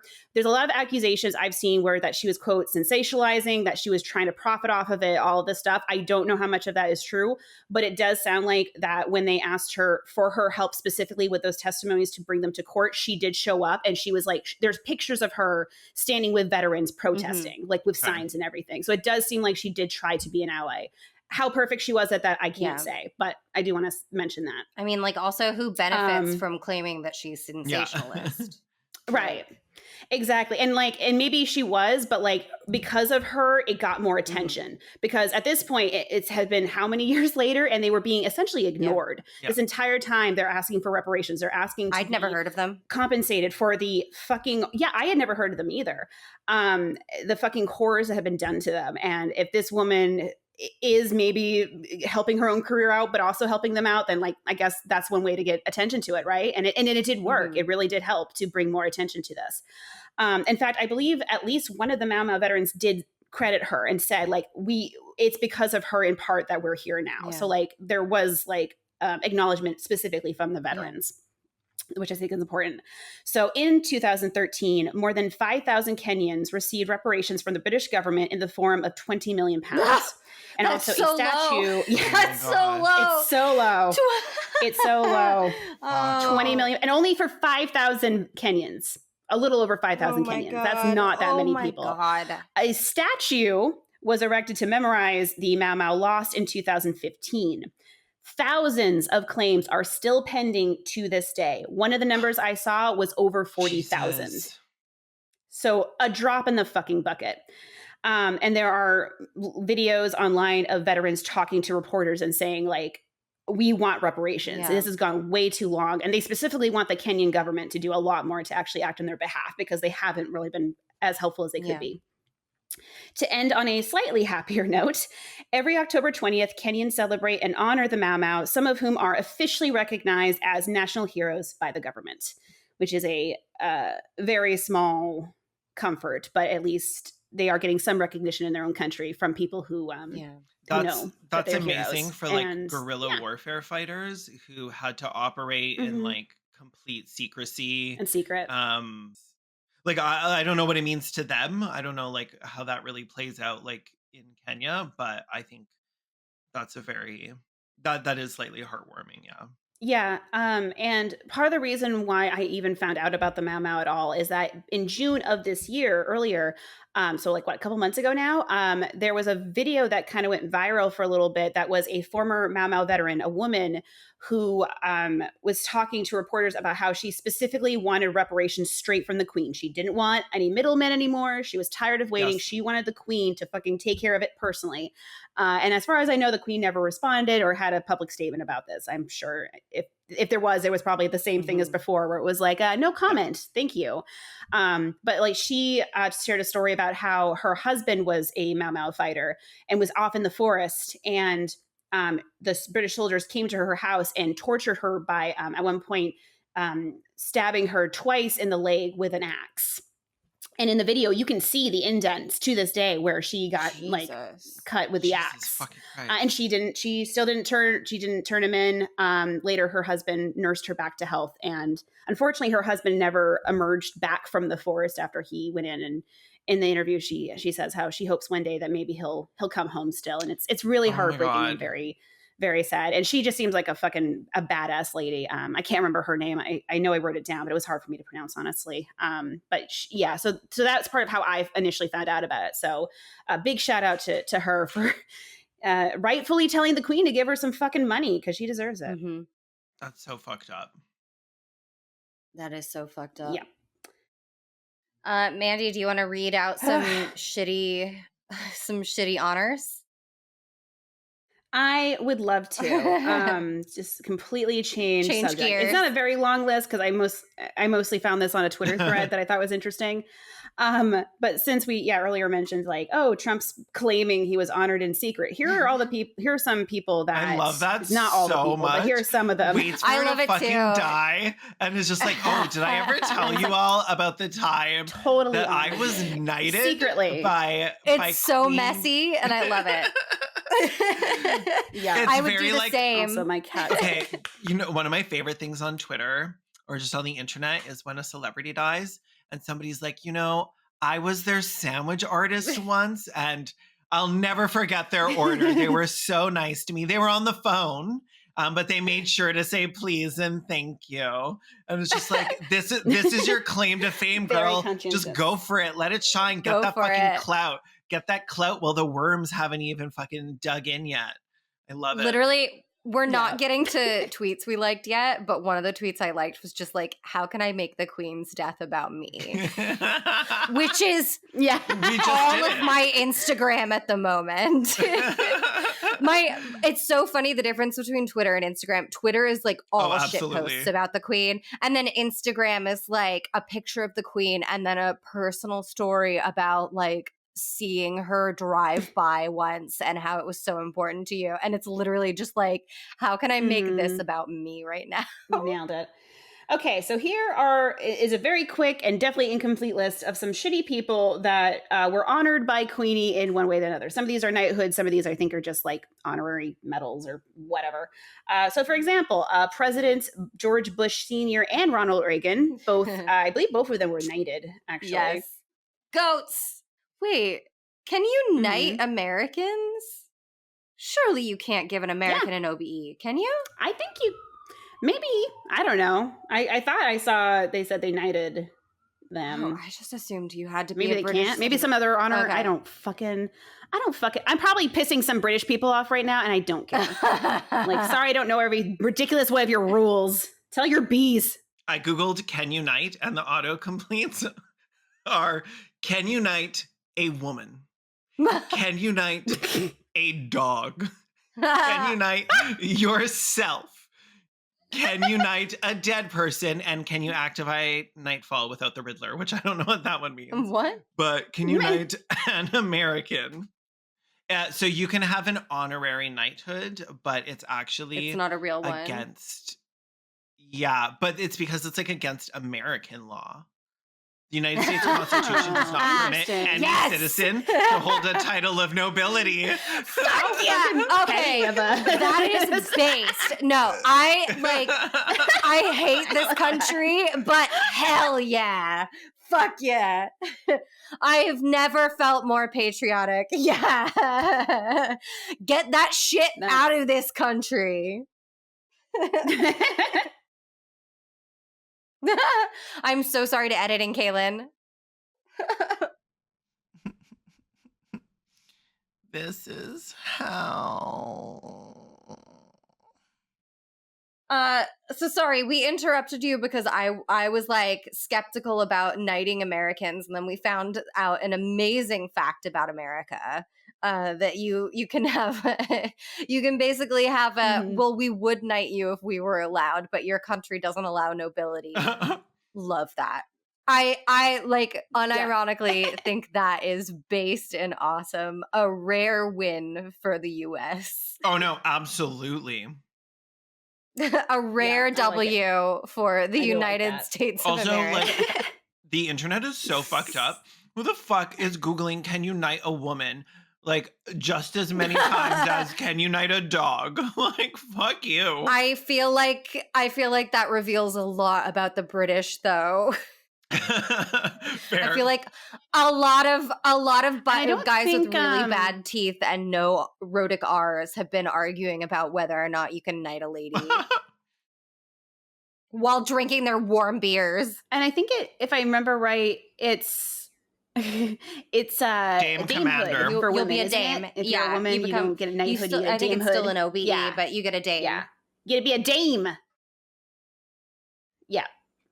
A couple other ones. Colin Powell. Oh, my Henry favorite! Kissinger were also favorite! The worst person Queen. who's ever lived, and I can't believe the Queen didn't outlive Henry Kissinger.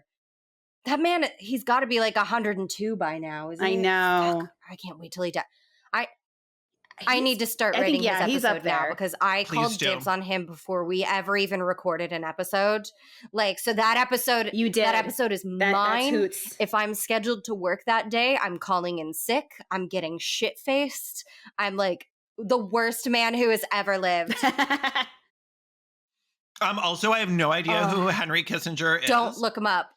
The only thing I know about him is that he's been showing up in memes. I can't wait for you to be surprised. Oh, no. I hate spoilers. It's gonna be like a absolutely. 5-hour episode. You're in for a wild ride. We might have to split it up over a couple of days. Yeah, it's gonna be a lot. The last two I'll mention, Derek Wilford, who was in command on Bloody Sunday in Northern Ireland, in which unarmed citizens were shot and 14 died. And apparently he got honors like not long after that happened too, from what I saw. Is like real cringy, really bad look.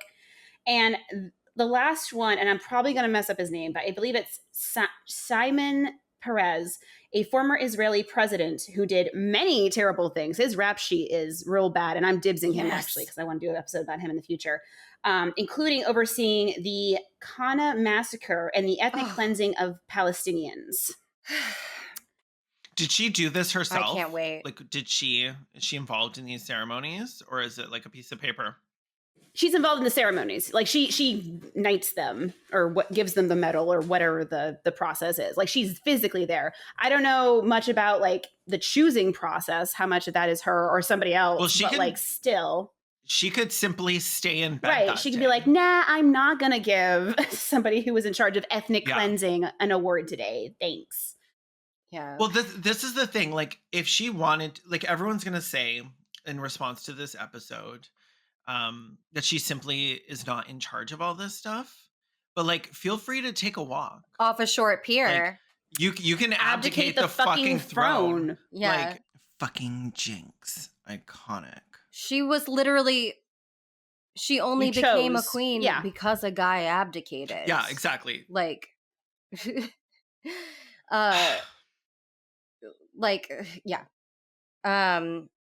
So now we are going to because we are one member of the Commonwealth and 2 Americans, we are going to hear from a couple of people that are a little bit more closely related to the queen, not like blood related to the queen, but like whose lives have been impacted a little bit more by Queen Elizabeth II. A couple of friends of the pod, Mika from the YouTube channel Ponderful, and our friend Neil from the YouTube channel The Leftist Cooks. Have got a little bit to say about their relationship to QE2.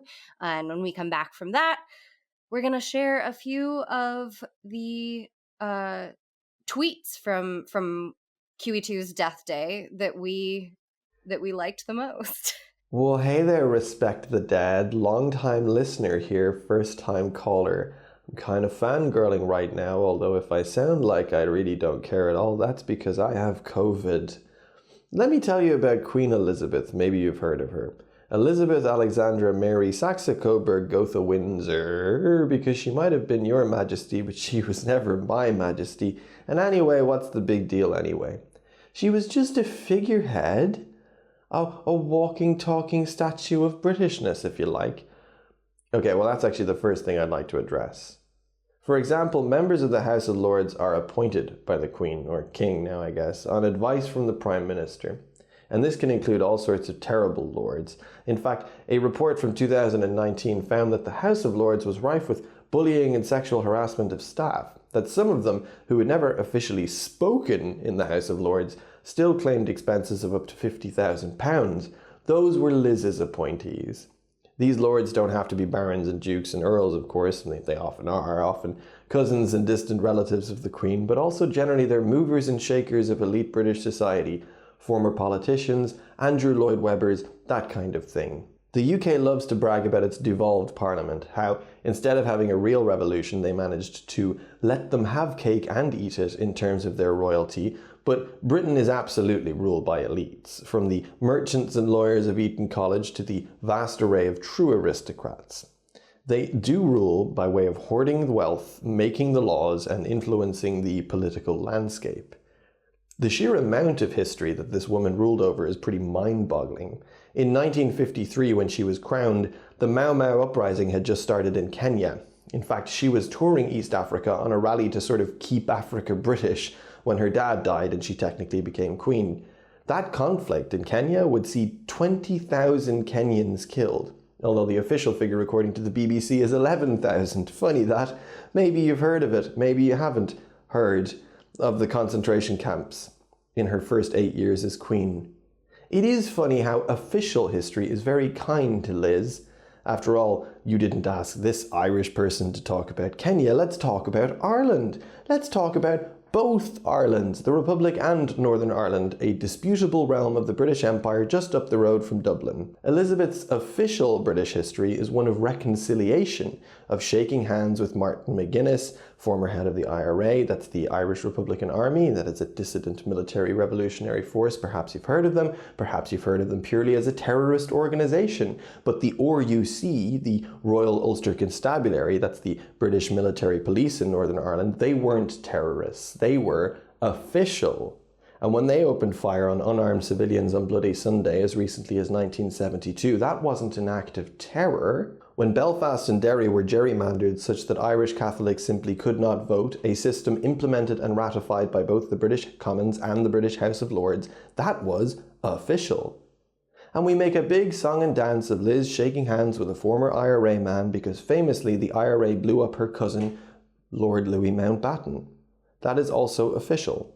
But what's less well advertised is at least 2 alleged cases of underage rape by Mountbatten of 2 boys from Belfast, one of whom was in a boys' home at the time, which was later revealed to be part of a sex trafficking ring for powerful British figures.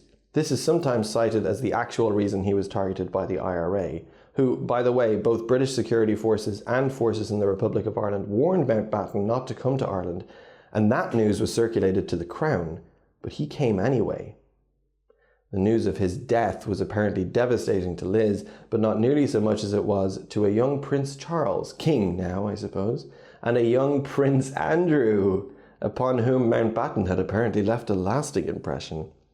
Unfortunately, I can't do more than paint a picture with innuendo and rumour. She was just a figurehead. Maybe she allowed terrible things to happen beyond just having a £4 billion hat while accepting taxpayer money and a sordid fortune and international debt to flood into Buckingham Palace. Maybe she also knowingly protected paedophiles, reigned over concentration camps and war crimes, and was an unapologetic racist. Who can say? But if she's just a figurehead, isn't that bad enough? Sure, she's not Adolf Hitler, but she's kind of a swastika. And in typical Sunday Times, BBC, official, civilized British style, they dress their swastika in pastel colours and silly hats and Christmas fucking speeches. Thank you, Neil. That was fucking amazing. I feel like I've had a weird relationship with British monarchy, but it's going to be a bit weird being the anarchistic abolitionist product of a proud military family though, innit? Despite my family's best efforts, I think monarchies are ridiculous things to see in this day and age, and honestly, I think every member of the royal family should just go away. Their lands, estates and jewels should be reclaimed, and they should all go and get proper jobs. But I can't deny that there's a dissonance, having been raised in an environment where my nan would stand for the national anthem hand on heart, where my Scottish, pro-independence, Labour voting, union joining mum wouldn't hear a bad word said about the Queen, where my parents happily admitted that they were brainwashed by the military into being unquestioningly supportive of the Crown, but where this fact never really led them to question that support or their despair at me and my unpatriotic ways. I guess because to them, being in the military was good, so the things that happened therein also good, I think. Maybe.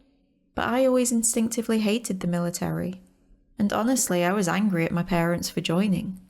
Not because I had a sound anti-military industrial complex analysis by the age of 5, but because I knew that it was the thing that could send my parents away to die. And my parents made sure that I knew that Queen Lizzie No. 2 was the one to whom they had pledged their lives and allegiance. And then they were shocked that I had some thoughts about this Elizabeth character. Being the angsty, argumentative and autistic teen that I was, I did set out to change the minds of those around me, as they did with me. Get this right, my whole family thought that I would join the army one day. Because why wouldn't you, after all the fun your parents had seeing the world? Just ignore that we're literally going to war with the concept of terror right now. But while they soon dropped their hopes of my military career, none of my reasons or research or history or even facts and logic could cut through the idea that a monarch is a protective force for a nation. Evils done by monarchs were waved away as being of that time or a necessary evil. The constant was that the king or queen has the country and its people at heart and has a duty towards them. You can see this clearly in the propaganda being blasted across British televisions right now. The nation's grandmother, caring, maternal, duty-bound, level-headed, dependable. The monarch is a shield against dictatorship. Because wouldn't it be awful if an unelected weirdo with thoughts of eugenics, racism and social cleansing rose to power in the UK? See, if this was a video essay that I was doing, I'd be showing pictures of members of the royal family being Nazis and then also the current government front bench, just FYI. Because, like, who is to say that whatever random royal is in charge doesn't just agree with this wannabe dictator fellow? And looking at history, the odds, frankly, are not in our favour.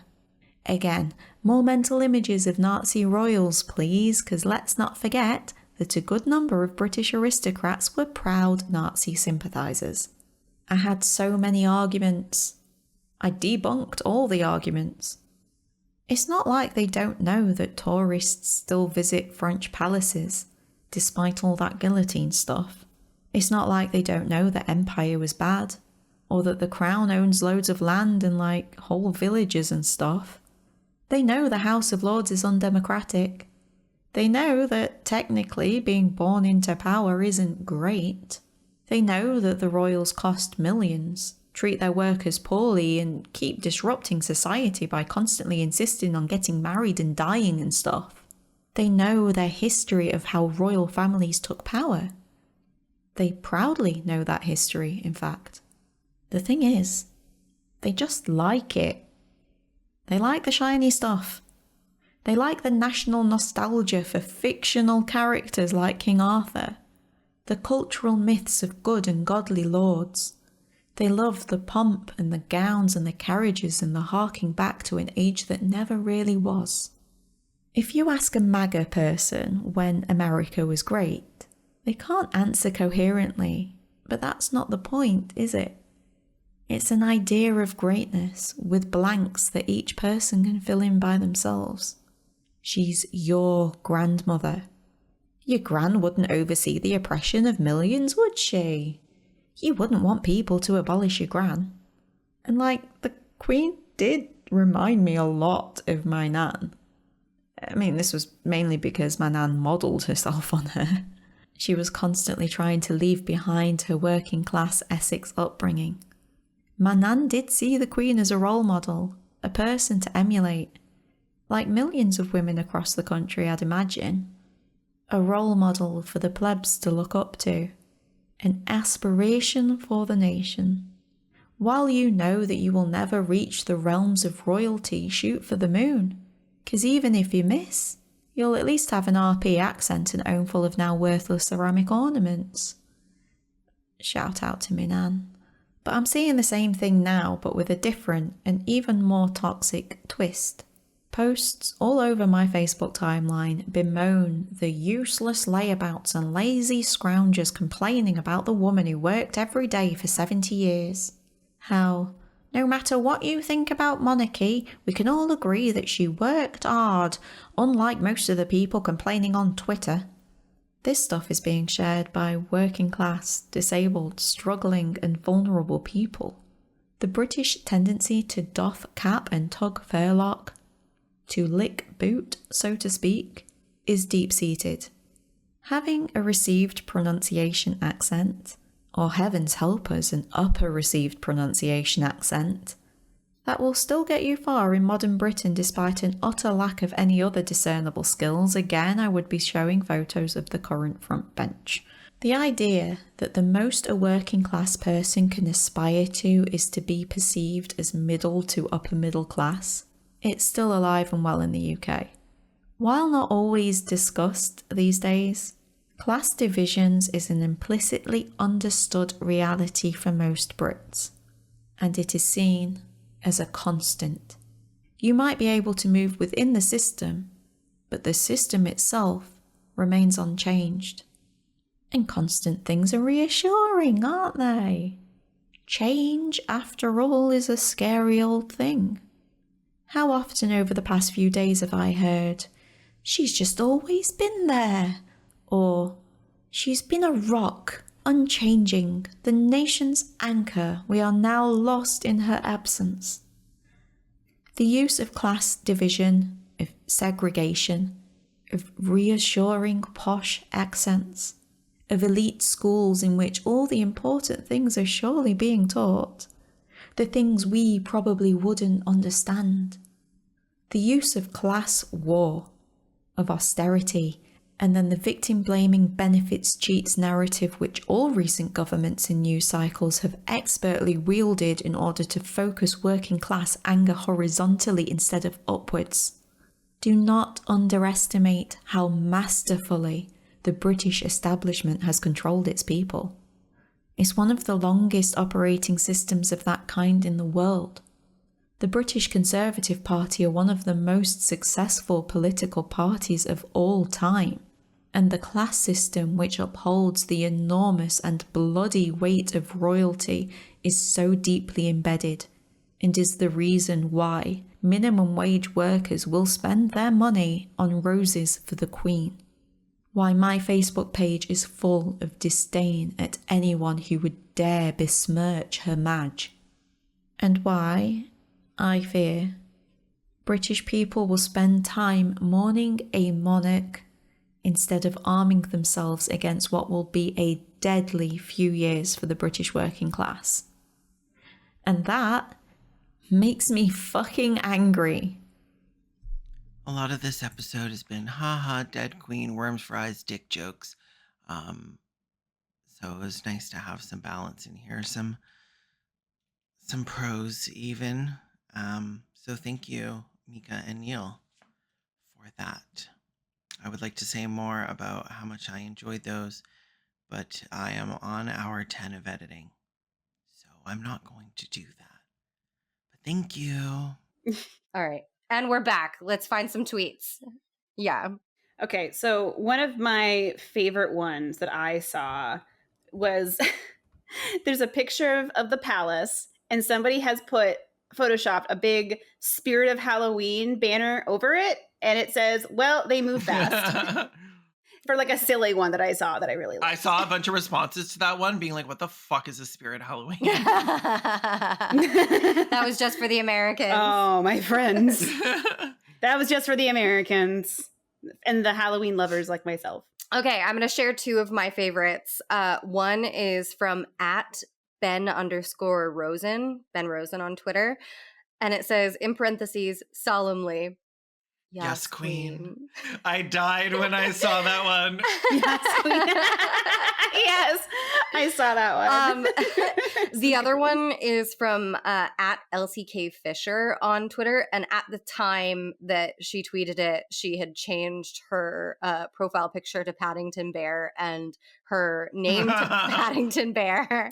And it said, British people telling Americans to have empathy in it when they joke about U.S. school children getting shot to death every other day. LOL! ! Oh,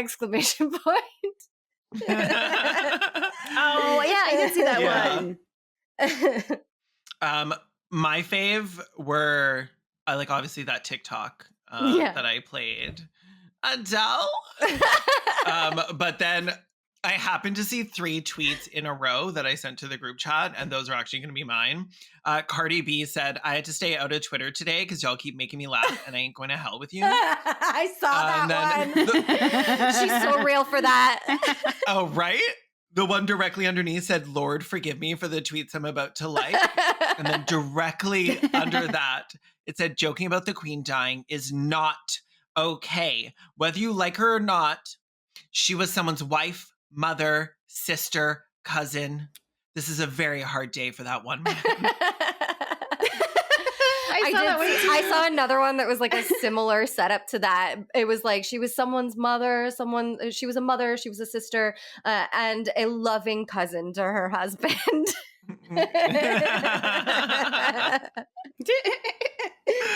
They're so good. It was a perfect day on Twitter. There's so many ones that I retweeted that just like aren't good for sharing on a podcast. Like there's one that's like pouring one out for the memes, yeah. And they're like pictures. There's one that's like pouring one out for the Queen, and it's a picture of a wine glass filled with baked beans. Like, also one of my favorites. It was a fake one, but the one I sent to the group chat that was blatantly fake, because I think it was like Nancy Sinatra or something like that. But it was the one that was a picture of the corgi standing there with like the dropped leash, but someone had added a portal to hell like, on the ground next to it. So it looks like it's looking where she fell. I love that one. And there's also this tweet that I shared from actually friend of the show, Phil, that dang dad who has a YouTube channel. Daddy Phil. He said, Daddy Phil, Queen Elizabeth won't see all your jokes about her dying pathetically on a mountain of stolen wealth, but your friends who are bandit captains, local warlords, and gold hoarding dragons will. That one did pretty well too. Good job. Phil. There's also, this is more of a like, go look it up because it includes a TikTok video, but I don't know her on Twitter @I_don't_know_her. Wrote, it doesn't get any more camper than a drag queen recording a birthday message on a cruise ship finding out that the Queen has died over the tannoy. And they included like a TikTok video of literally a drag queen who was saying, like on a P&O cruise, which is a British cruise company, who's like sending a happy birthday message out, like to herself out, and then suddenly they come in over the tannoy and they say that the Queen has died, and she tries to recover by just being like, oh, this is a sad day. Like, it's so funny. Go find it's so like it's peak awkward it's moment. Nate in it. I'll always remember where I was. Like, I was on the Britannica and they have a portrait of her hanging up. Yeah. She really tries hard to recover and make it something somber, but it's just camp gold. I showed it to one of my friends. They watched it and they were like, oh, I think she did well. I'm like, that was horrible. That was such tried. a bad recovery. I mean, she really did try, but she made it like she failed. She was like, I'll always remember when I was, and I'm like, no, she is panicking. Yeah. She is struggling. She is doggy paddling, but she has been in the water for hours now and she's about to go under. She's like, how the fuck do I end this message? And it's like, sweetie, you're not going live. It's a TikTok. You can just delete it. I know. But stop. she needed a like reaction of her like finding out gorgeous beat face in the middle of fucking daytime. Like the ocean behind her. Yes. I also loved basically every tweet that was just like, wow, Irish Twitter is having the best day today. There was one also I think I retweeted that was like, computer, only show me tweets from Ireland. Irish Twitter and Black Twitter were like on one. And like Black Twitter. I must follow a lot of accounts that like retweet Black Twitter and stuff. Indian Twitter. Because like every time a major news event happens, most of my feed is just like fucking Black Twitter, which is like fire. It's the thing I miss most about Game of Thrones, because Black Twitter was like the best place to celebrate how bad that series got. It is worth pointing out, given that we are like three white people who are dunking on the Queen right now, the complete like loyalty of the British and the British press right now, going specifically after I think almost entirely Black, but definitely people of color, fully people of color, for having takes on this, even when those takes are just like retweeting things that like even just a bunch of white people said. Yeah, like they're going for like a full on a cancellation campaign. Yeah. We've joked about getting canceled, but people actually have. Yeah. Like Black people have. Yeah, and they've all been people of color, predominantly Black. Yeah. So I just wanted to like point that out. It's also worth mentioning that people have people protesting have started to get arrested. There was a woman arrested in Edinburgh for holding up a sign that said "Abolish the monarchy." There was someone else who was arrested recently too. That I saw. So fucked up. So like, there's some weird free speech stuff going on there right now. There was also, I think it was Sky News was reporting right now in London. There's a peaceful march for a Black man that was murdered by the police in London.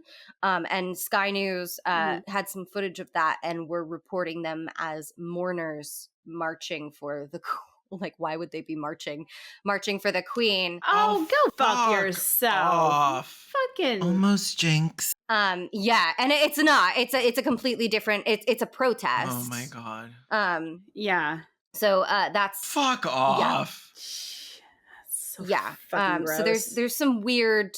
There's not enough people fucking mourning her. Let's like start stealing. There's some weird shit going on at the moment. On Extremely Normal Island. Yeah, on Extremely Normal Island. There were some really fun tweets playing on the fact that it's like a transition of power, saying that J.K. Rowling is furious that the monarchy just transitioned from a woman to a man. All I those saw that pronoun one. changes are going to in all the official documents. Yeah. She is so scromiting. She actually tweeted like it's some garbage in support of the Queen. That's not surprising. Yeah, I mean we're zeroing in on 3 hours now too. A lot of it needs to be coming out. Was there anything else we wanted? Have we dragged this corpse all the way to Westminster and then dragged it, dragged it to hell? Back? Yeah. We are at 2 hours, 52 minutes, and 14 seconds. I'm going to You got this, Caitlin. We believe in you. Thanks for believing in me. My eyes sting. Okay, so from Kaylin Conrad. Hoots. And mainly Mandy. Bye, Queen. We're going to jail and then hell. I am losing friends over this. Thank you so much for listening to this episode of Respect the Dead. You can follow Respect the Dead on Instagram and Twitter at _Respect the Dead. If you want to follow us individually, you can find our socials in the show notes.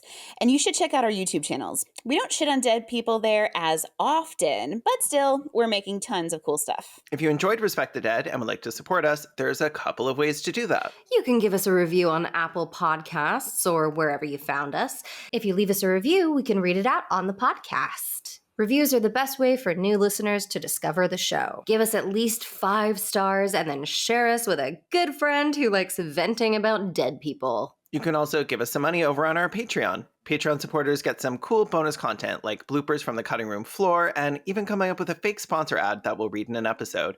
It has to be a fake business though, not your MLM, Henny. Thanks so much for listening. Join us every Monday for our next Worm Feast. I'm Kellen Conrad. I'm mainly Mandy. And I'm Hoots. Bye. Bye. Bye.